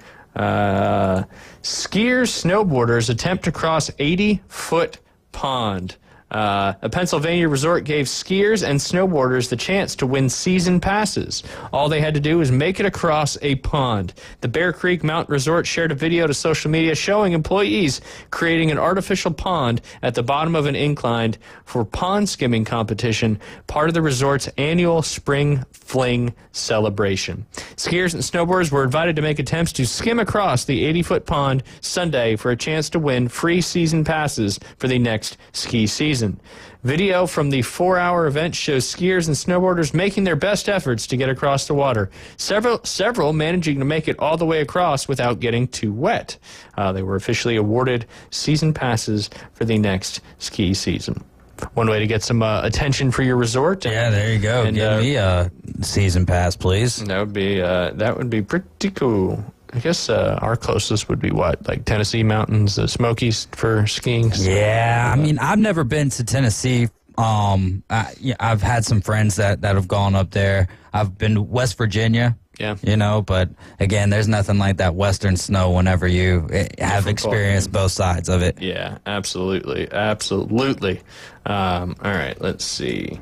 We might have talked about this story, but it looks like it's been officially returned. Overdue library book returned to New Jersey Library after 99 years. An 81-year-old woman was going through boxes of her mother's belongings to make a surprising discovery. An overdue library book checked out by her grandfather 99 years earlier. Wow. Berkeley Township resident Mary Cooper said she was going through a box of items that belonged to her mother when she came across the book Homemade Toys for Girls and Boys by A. Neely Hall and discovered it had been borrowed from the Ocean County Library in March of 1926. Cooper learned her grandfather, Charles Tilton, had been the one to check out the book 1 year before he died. I thought, I don't have grandchildren, and my kids are getting older. Even if my son took it, I don't know what they'd do with it, Cooper told CNN. I figured it belongs to the library. The Ocean County Library said the book's return comes at a serendipitous time as the library is celebrating its 100th anniversary this year. How about that? Library had said the facility no longer imposes late fees, but they jokingly estimated it would have racked up about $18,000 in fees over the past 99 years. The book has a new permanent home and a glass display at the Ocean County Library's branch in Toms River, New Jersey. Kind of a cool story there. Toms River, New Jersey, home of one of the Little League World Series winners one year. Oh, nice. Don't ask me what year, but I do remember that it was exciting because, I mean, we didn't live anywhere near Toms River, but it was way down there on the shore, the south side of the shore. But cool to see a team from New Jersey win the College World Series, the Little League World Series. And I know we talked about a team from here in Panama City many years ago that won as well. We even had somebody call in from that team, if I recall correctly. Don't really have any other crazy ones for this. Actually, I'll dive into this one. We talked about Doral. This is golf clubs out in the Dallas-Fort Worth area. What does a private golf club cost these days? How does $325,000 initiation fee sound? How about $30,000 a year? Here's a breakdown of what clubs cost. This is just the Dallas-Fort Worth area, obviously, which is a very affluent area. And the good ones all have long waiting lists, so even if you're ready to pay, it's going to be tough to get on anyway. The Vaquero Club is a $325,000 initiation fee and monthly dues of $3,250. Now, I'm guessing a club like that probably has multiple golf courses, a pool, tennis, all that stuff. But we do have a caller on the line. Who do we got out there? This is Bill Shields. Mr. Shields. How are you, sir? Doing good. Toms River, New Jersey, Little League World Series. He won it 2 years. I think it was back-to-back. They had a guy by the name of Cody Frazier that went on and played in the majors. Just retired a few years ago. Matter of fact, he was on the broadcast at Williamsport this past year doing the games. Awesome. Appreciate that little fun fact there. Yeah, that's right. They did win back-to-back. Really good team there. I know they had to beat, I think, Japan one of the years, maybe both years. I can't remember. But yeah, so he was on the broadcast last year as well. Yeah, he was. He was. I just happened to be tuning in and saw that. R.L. Turner Little League from here was there in '95. That's right. And Frazier, I think Toms River was there 2 years after that, I believe. Okay. I believe that would have been probably 97, 98 they were there. Anyway, interesting little factoid. Yeah, no, I appreciate it. I love fun facts, especially when it's tied to, some places that I have a little bit of a connection to. But I know the Panama City Baseball League is officially Little League this year coming up, so there might be an opportunity for a team that comes out of our area to go to a regional and potentially up there to Williamsport. So we shall see. They went from, was it Dizzy Dean, I think is what they were last year, and now this season that's starting here very soon will be officially Little League. So I believe that gives them an opportunity to make it all the way up there to Williamsport. Well, I appreciate you giving us a call, Bill. Yeah, no doubt. You got to win a lot of games against a lot of really, really good teams. No doubt about that. Mr. Shields, we appreciate you giving us a call. We got to go ahead and take a quick break. I hope you have a great rest of your day. All right, you guys listen to the Inside Drive live here on ESPN Northwest Florida. When we get back, we're going to talk about some men's college basketball action, maybe some SEC awards and teams on the bubble. You're listening to the Inside Drive inside the Golf Plus studios live here on ESPN Northwest Florida. Weather in the Panhandle never stops.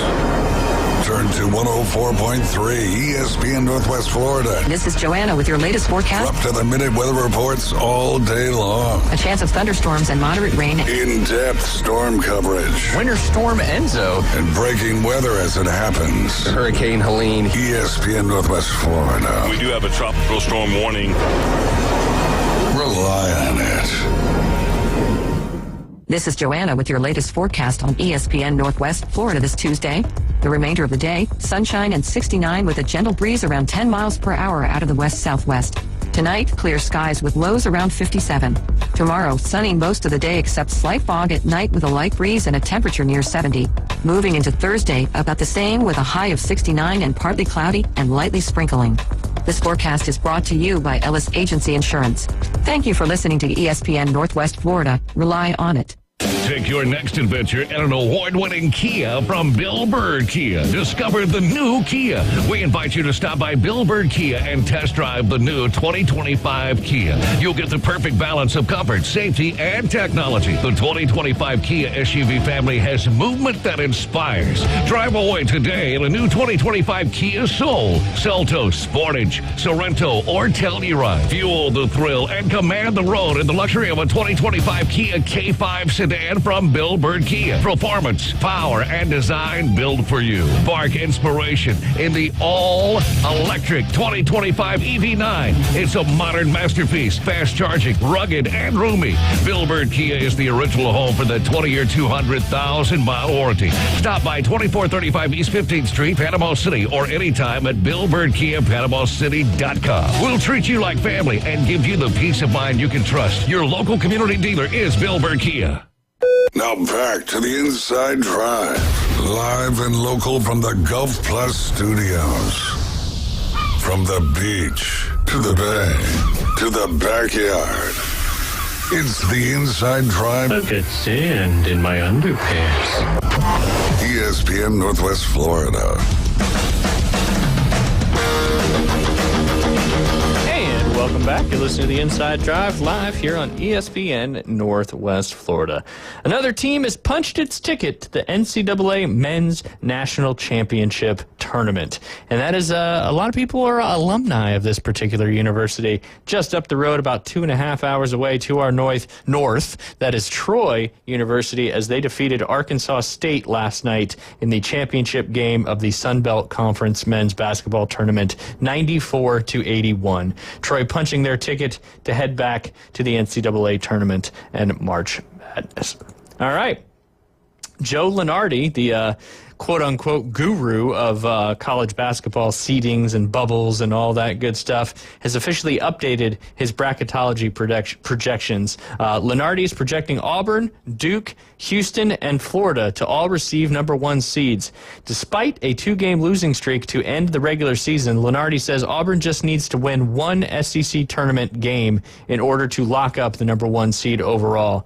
And while Florida currently has a hold on the top line, Lunardi says Alabama and Tennessee will also have a chance to play for that spot in Nashville this week. Basically saying if Alabama and Tennessee were to win the SEC tournament, they would potentially get a number 1 seed as well. As for the bubble, Oklahoma and Arkansas appear to be in a good spot. The Sooners are currently projected to play in Dayton, per Joe Lunardi, but OU is not amongst the 3 teams labeled as vulnerable to bid stealers in the latest update. Oklahoma is seeking to reach March Madness for the first time since 2021, while Arkansas looks to be safely in the field of 68 in year 1 of the John Calipari era. Texas, meanwhile, is on the wrong side of the bubble currently.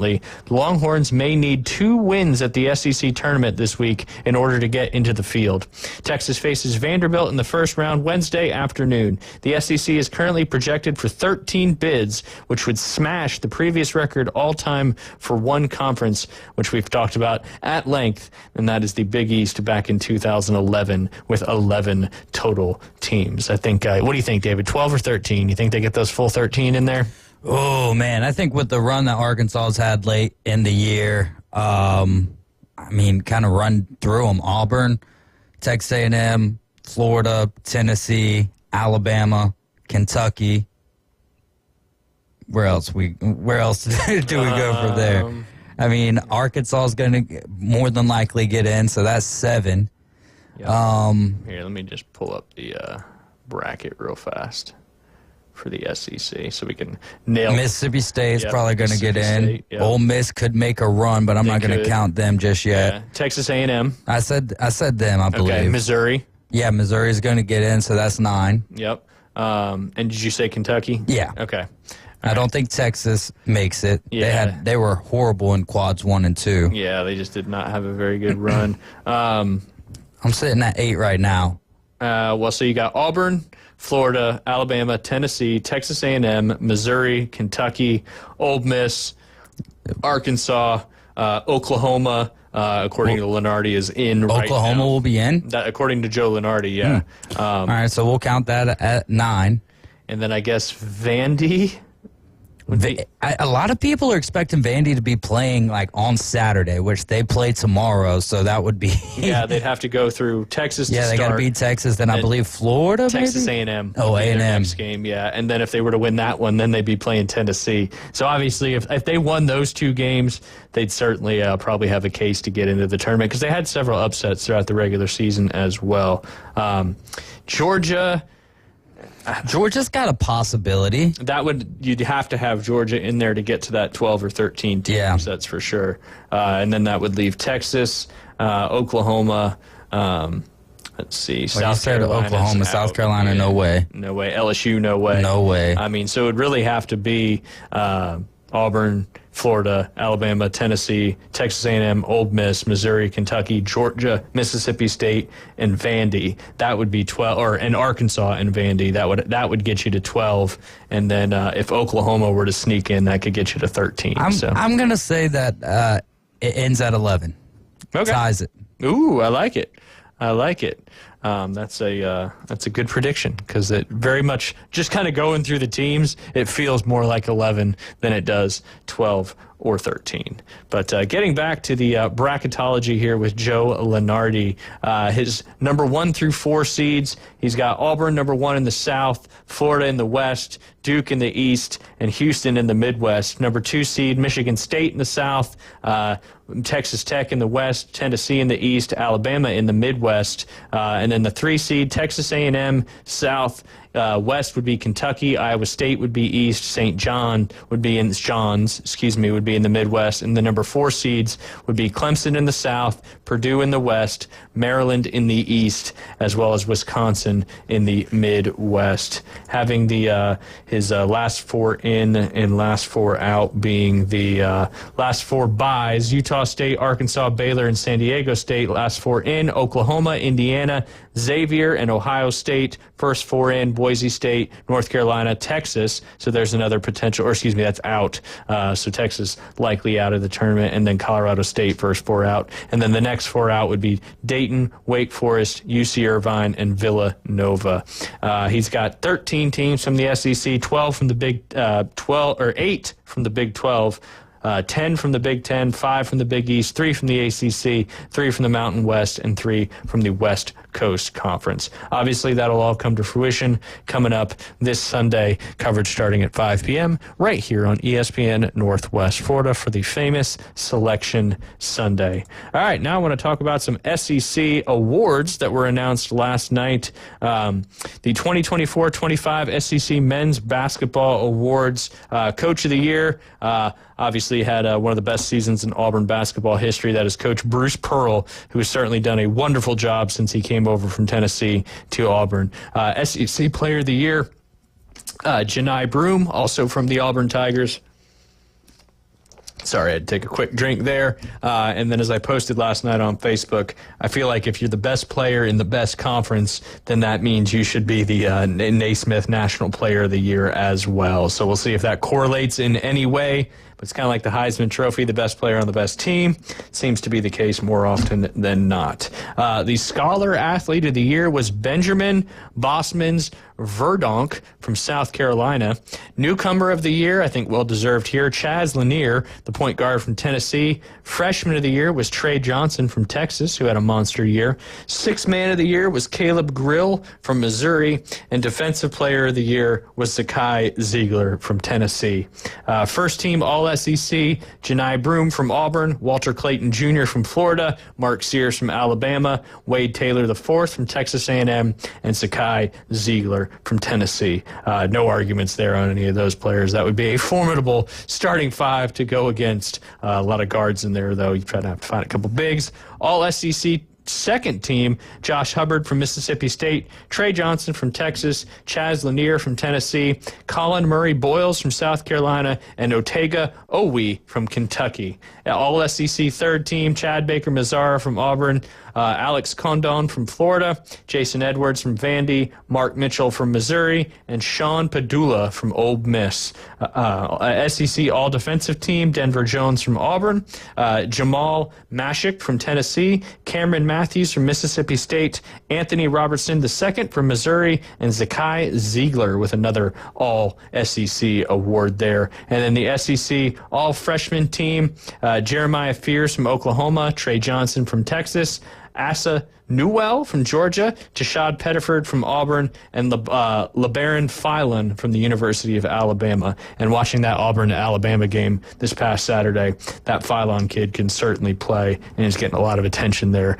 from the NBA. We'll see how many of these guys last into another year of basketball in the SEC. And that rounds out your All-SEC awards, which came out yesterday. So congratulations, obviously, to all the winners there. And, well-deserved. And David, what I was saying, if you win the Player of the Year for the best conference in basketball, that kind of should lean towards being the best player in the nation, right? Something like that. I'll let you finish. Yeah, I would agree with you. And again, but it comes back to that brand. Yep. That Duke Blue Devil brand. Doesn't quite have that yet. They're working on it. Coach Pearl's done an excellent job over there, but... and again, all the numbers kind of lean towards Janai Broome. Yeah. So I wouldn't be surprised. None of us should be surprised if he wins. But on the flip side of that, Cooper Flagg, all the hype that he had, living up to the hype as well.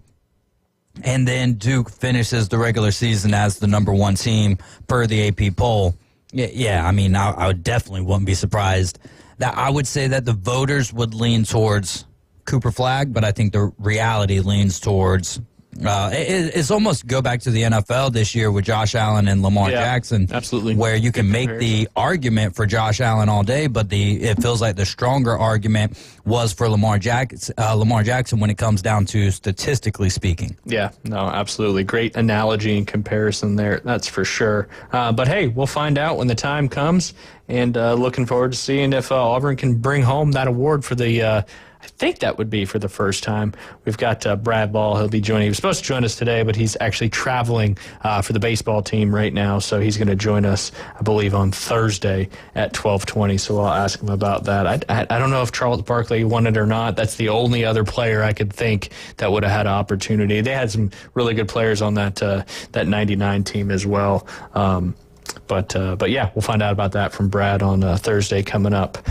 Some of the other tournaments that are going on throughout the week will be culminating. Like I mentioned, the Sun Belt Conference wrapped up last night with Troy getting that automatic bid, with them winning the Sun Belt Conference Championship. We've already got some others that have punched their tickets as well. But the America East bracket, that got started on March 8th. Semifinals tonight, and then the championship coming up on the 15th.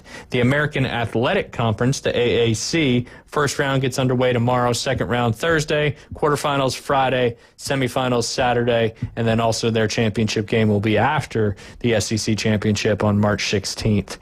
The A10 bracket, first round, same as the American Athletic Conference, goes Wednesday, Thursday, Friday, Saturday, championship game on Sunday. ACC tournament, I believe, is underway right now, right? Let's see if I got to find any score updates here real quick. Let's see. It starts at 1. Okay, starts at 1. So at the end of our show, it'll be rocking and rolling. Looks like it's on the ACC network there, with the first game being Notre Dame and Pittsburgh, followed by Virginia Tech and Cal, and then Florida State and Syracuse. Second round gets going tomorrow.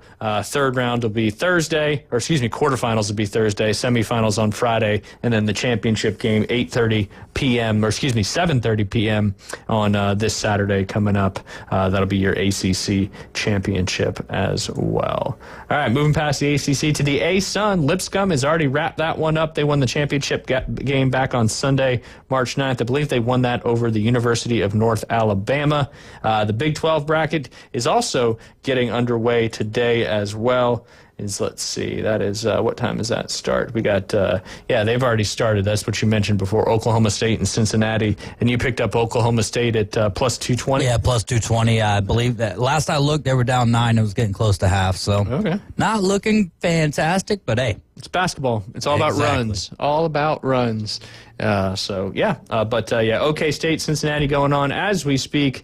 TCU, Colorado will be up next, and then K-State, Arizona State, followed by Utah and UCF for your nightcap there. Second round is tomorrow, quarterfinals on Thursday, semis on Friday, with the championship game being at 5 p.m. on Saturday. So we'll keep you posted on all these conference championship tournaments as they continue on. The Big East gets underway tomorrow, followed by the quarterfinals on Thursday, semifinals Friday, and then the championship will be at 6:30 or 5:30 p.m. here in the Central Time Zone on Saturday, March 15th.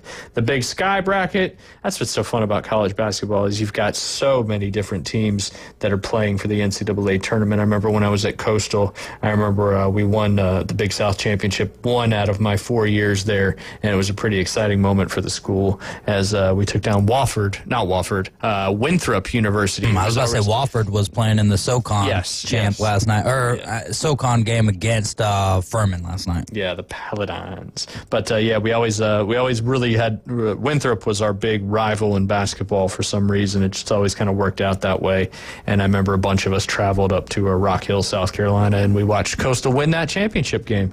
And that was a lot of fun. Punched a ticket to the NCAA tournament, and then of course got walloped in the first round, which is kind of what what you expect. But, that's one of the things, too, is you got all these smaller conferences, all these lower-tier teams. They have an opportunity all to make it to the NCAA tournament, which is kind of like their, I don't want to say top thing they can do, obviously, if you want to win a game in the tournament, but to be able to have all these lower conferences get bids into the tournament is pretty special. Speaking of Big South, High Point already won the championship this past Sunday. They punched their ticket for the first time ever in their school's history to the NCAA tournament. The Big Sky, like I mentioned, they're currently into the semifinals today, with the championship being tomorrow at looks like 10:30 p.m. at night. But the Big Sky is all those teams like Montana State, a lot of good any place that's got a big sky around them. Yep, absolutely. Beautiful places to be, no doubt about it. As I already mentioned, the Big Ten, they get going on the same schedule as the SEC. They start first round tomorrow, second round Thursday, quarterfinals Friday, semis on Saturday, and the championship game will be at 2:30 p.m. On CBS. Again, that's going to be Sunday the 16th. And then once those games finish up, that's when Selection Sunday gets underway at 5 p.m. The Big West, which my dad's alma mater there, the UC Santa Barbara Gauchos in that particular conference. I don't know if they made the conference. I'm assuming they made the conference tournament.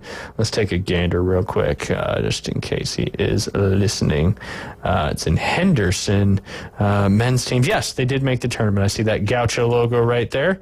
Beautiful campus, by the way. Beautiful campus. But the men get started.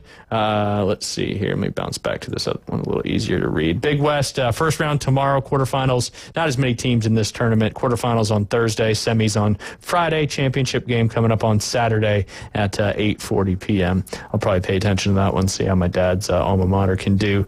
The Colonial Athletic Association, I believe that's a lot of that's not just Ivy League schools. That's your William and Mary and schools like that. First round already underway. Championship is coming up tonight at 6 p.m. on the CBS Sports Network. Let's see which teams are going at it tonight and have a chance to make it to the big dance. Looks like, actually, no. Let's see. You got to fast forward. Fast forward's not the right term. Delaware and University of North Carolina, Wilmington. I believe they're the Seahawks. I toured UNCW when I was looking at colleges. But, yeah, the Delaware Blue Hens will take on UNC Wilmington for a chance to head to the NCAA tournament. Bouncing right back to Conference USA. First round is today, quarterfinals tomorrow and Thursday, semis on Friday, championship on Saturday. Real quick, Horizon League, that comes to that's championship games tonight at 6 p.m. Ivy League, they go at 11 a.m. on Sunday for their championship, small conference tournament there. The MAC, the MAAC, starts today and culminates on Saturday the 15th. The MAC, the MAC, starts Thursday and culminates on Saturday. The MEAC starts today or tomorrow and finishes up on Saturday. The Missouri Valley bracket, that's already been determined. Drake University is heading back to the NCAA tournament for the 8th time in school history. Mountain West starts tomorrow, finishes on Saturday. Northeast bracket, championship game is tonight. We'll have another team punch their ticket. We already mentioned the Ohio Valley bracket, SIUE, that is a Southern Illinois University, Evansville, punch their ticket to the NCAA Can't forget the Evansville. Not going to forget that ever again in my life.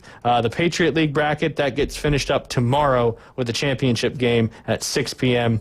SEC, we've already talked about that. Southern Wofford's already won that one. As you mentioned, they beat Furman, the Paladins. FU is they're famous for their hats there. And the Southland bracket, that's actually started this Sunday, and the championship game is tomorrow night. The SWAC, the SWAC championship on Saturday. First round gets started tonight. Summit League, that's already been determined. We talked about it yesterday. Omaha won that one by default because St. Thomas made the move to Division I and were ineligible for 5 years, which me and David think is the stupidest rule in the history of time.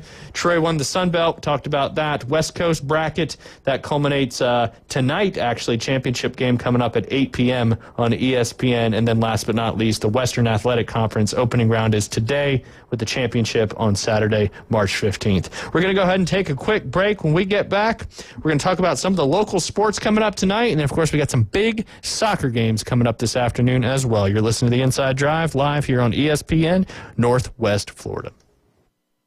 104.3 ESPN Northwest Florida presents the madness of college basketball. 68 teams, 32 conference champions, but there can only be one.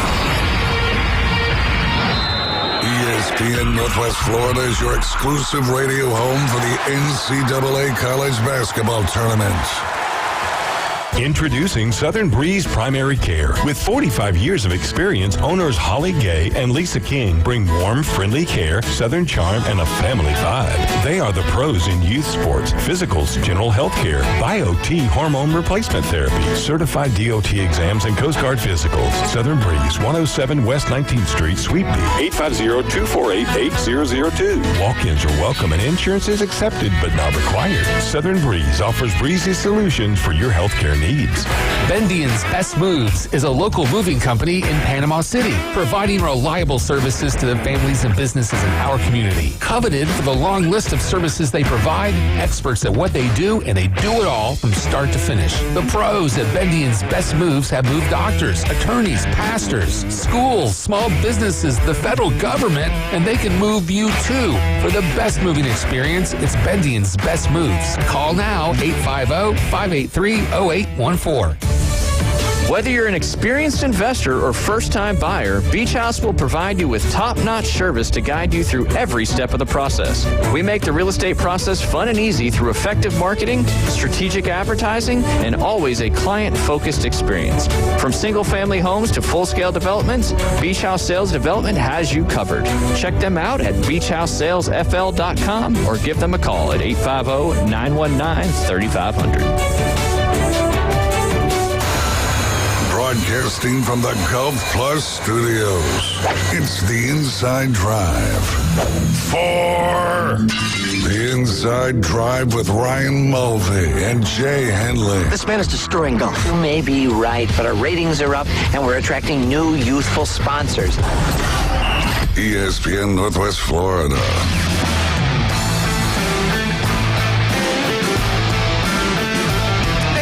Welcome back. You're listening to the Inside Drive live here on ESPN Northwest Florida. 104.3 here in Panama City and Panama City Beach. 101.9 in Port St. Joe. I'm going to say it one more time. Head over to ESPNPC.com. You'll see at the top of the page, it's got the ESPN Northwest Florida Big Bracket Challenge. You click on that. It'll take you to the new page. Click on that big old banner ad. It's got the sponsors, all of our stuff. It'll take you right to the bracket and you can join. You just click the button that says join now. Obviously you have to have a ESPN fantasy account, which I believe probably most of our listeners do, as we're all fantasy sports enthusiasts, and of course a lot of us are degenerates as well when it comes to the gambling side of things. Apparently Max Preps is not wanting to work at the current moment as it keeps giving me an error, but I can see who is playing tonight. We've got several local teams playing. We'll start with varsity baseball. We've got Arnold 7-4 traveling up to Jay, trying to take down the 5-4 Birds. I don't know if they're the Jay Birds, but it just makes sense to me. Mosley 4-6 traveling for a tough test on the road against the Niceville Eagles, who are currently 10-1. On the softball side of things, you've got North Bayhaven Academy undefeated at 6-0, taking on the undefeated 7-0 Arnold Marlins. That'll be over there at Arnold High School. That'll be a great game to watch tonight, coming up at 7 p.m. You also got Mosley and Bozeman on the softball side of things. Mosley traveling to Bozeman. Mosley's 3-4. Bozeman is 4-2. And then varsity girls flag football. I was going to talk about my friend Josh Woodham and his girls destined flag football team. The Sharks having a great season thus far. Currently 5-3, which I do believe they lost to Choctawhatchee yesterday, who Choctawhatchee and Milton, two of the better girls flag football teams in the area. They will take on they were host 4-1 Booker T. Washington. So good luck to all of the local baseball and softball and girls flag football teams. this evening coming up as well.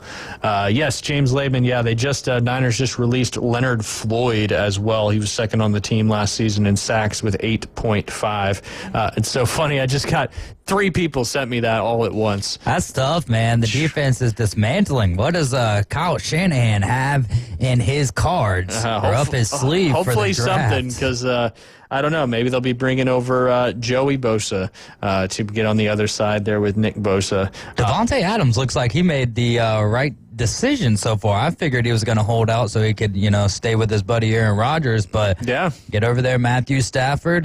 Cooper Kupp does look like he's going to be cut come Wednesday. So but still a formidable roster with a great offensive line, and it's going to make the Rams tough next year. Probably, I would guess they would probably be the favorite right now to win that division.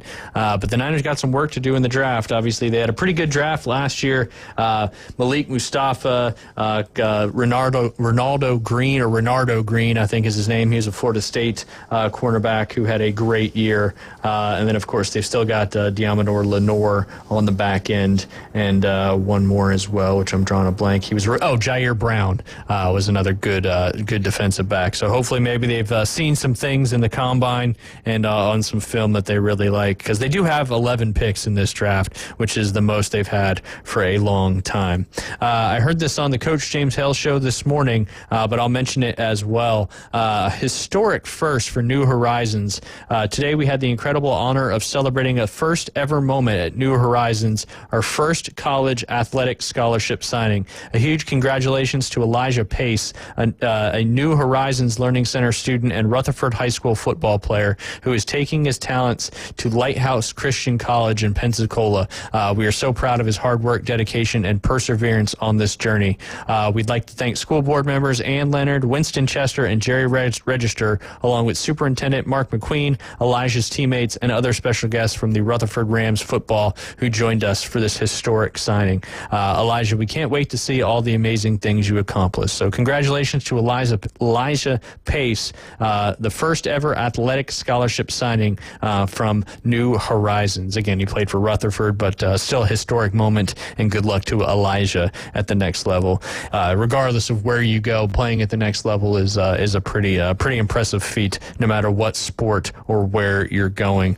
Getting back to those Niners real quick, all the former Niners players in the bank that they've got is a total of $276 million in new contracts.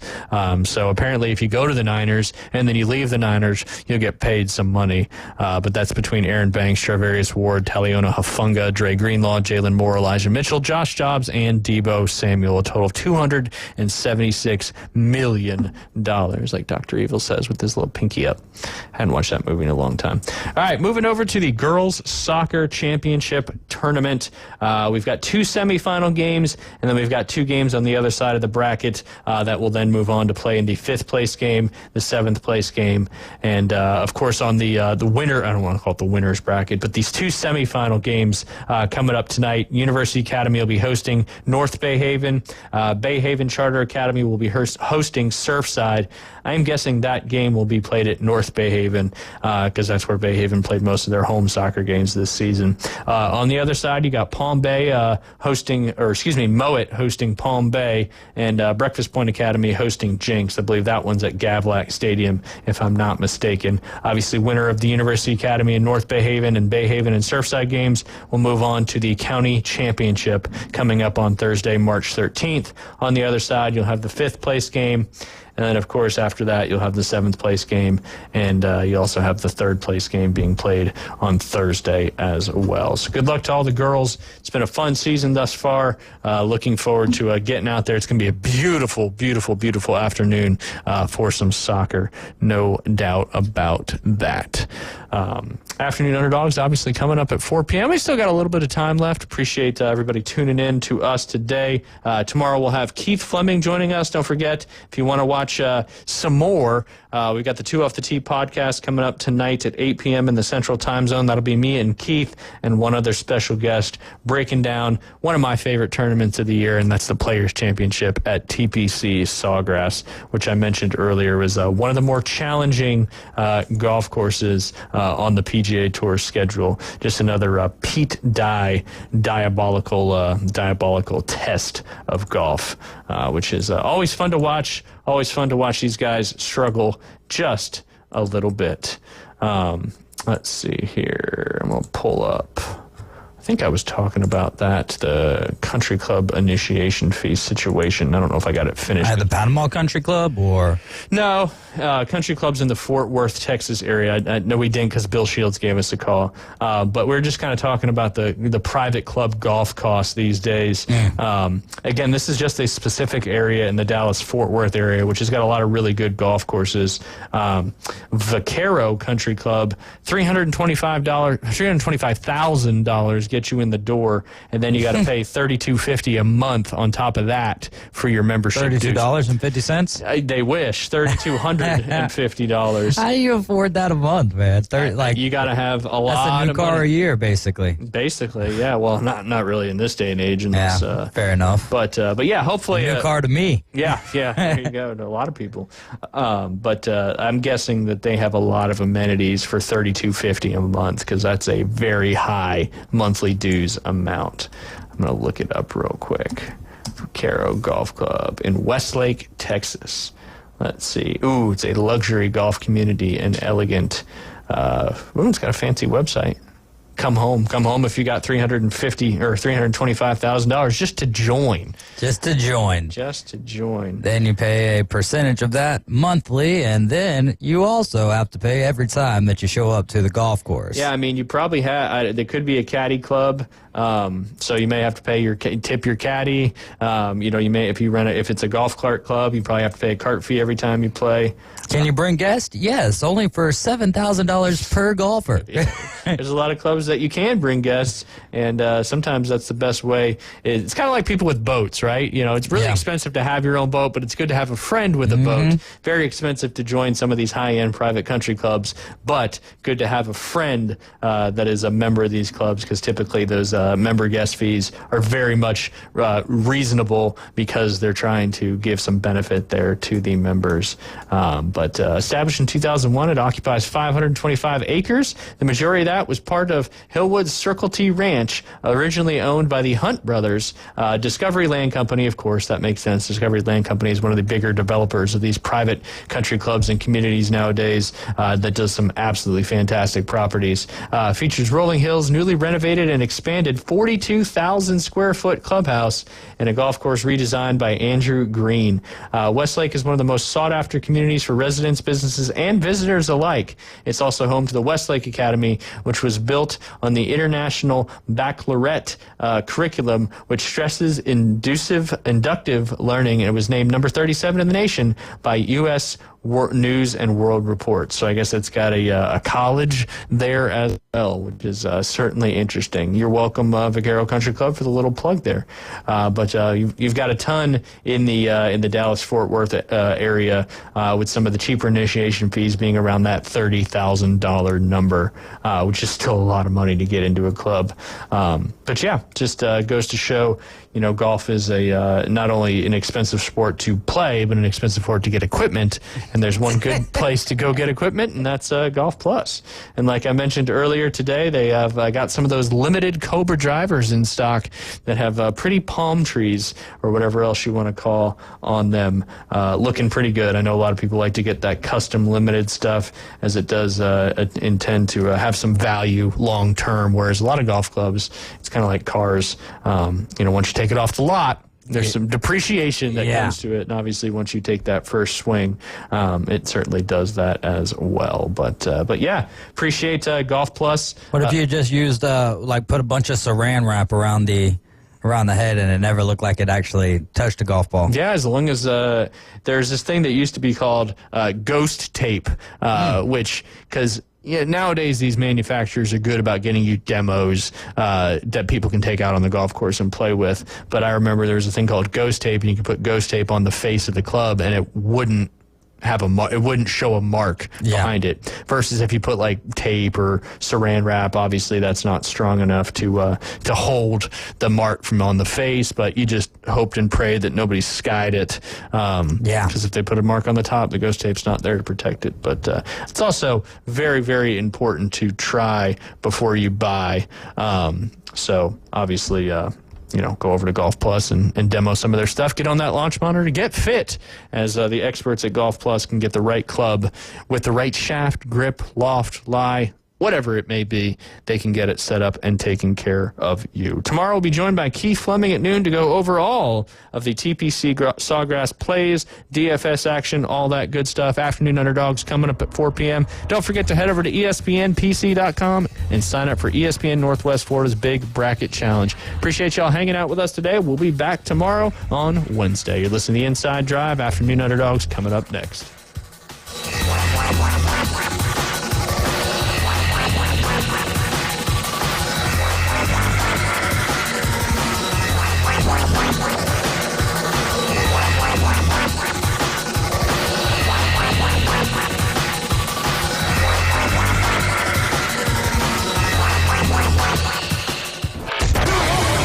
ESPN Northwest Florida. The Afternoon Underdogs. But because he wanted all the glory, he got rid of him. He won one more with the Clown Shoes coach that came from college that won the championship with Jimmy Johnson's players and his system.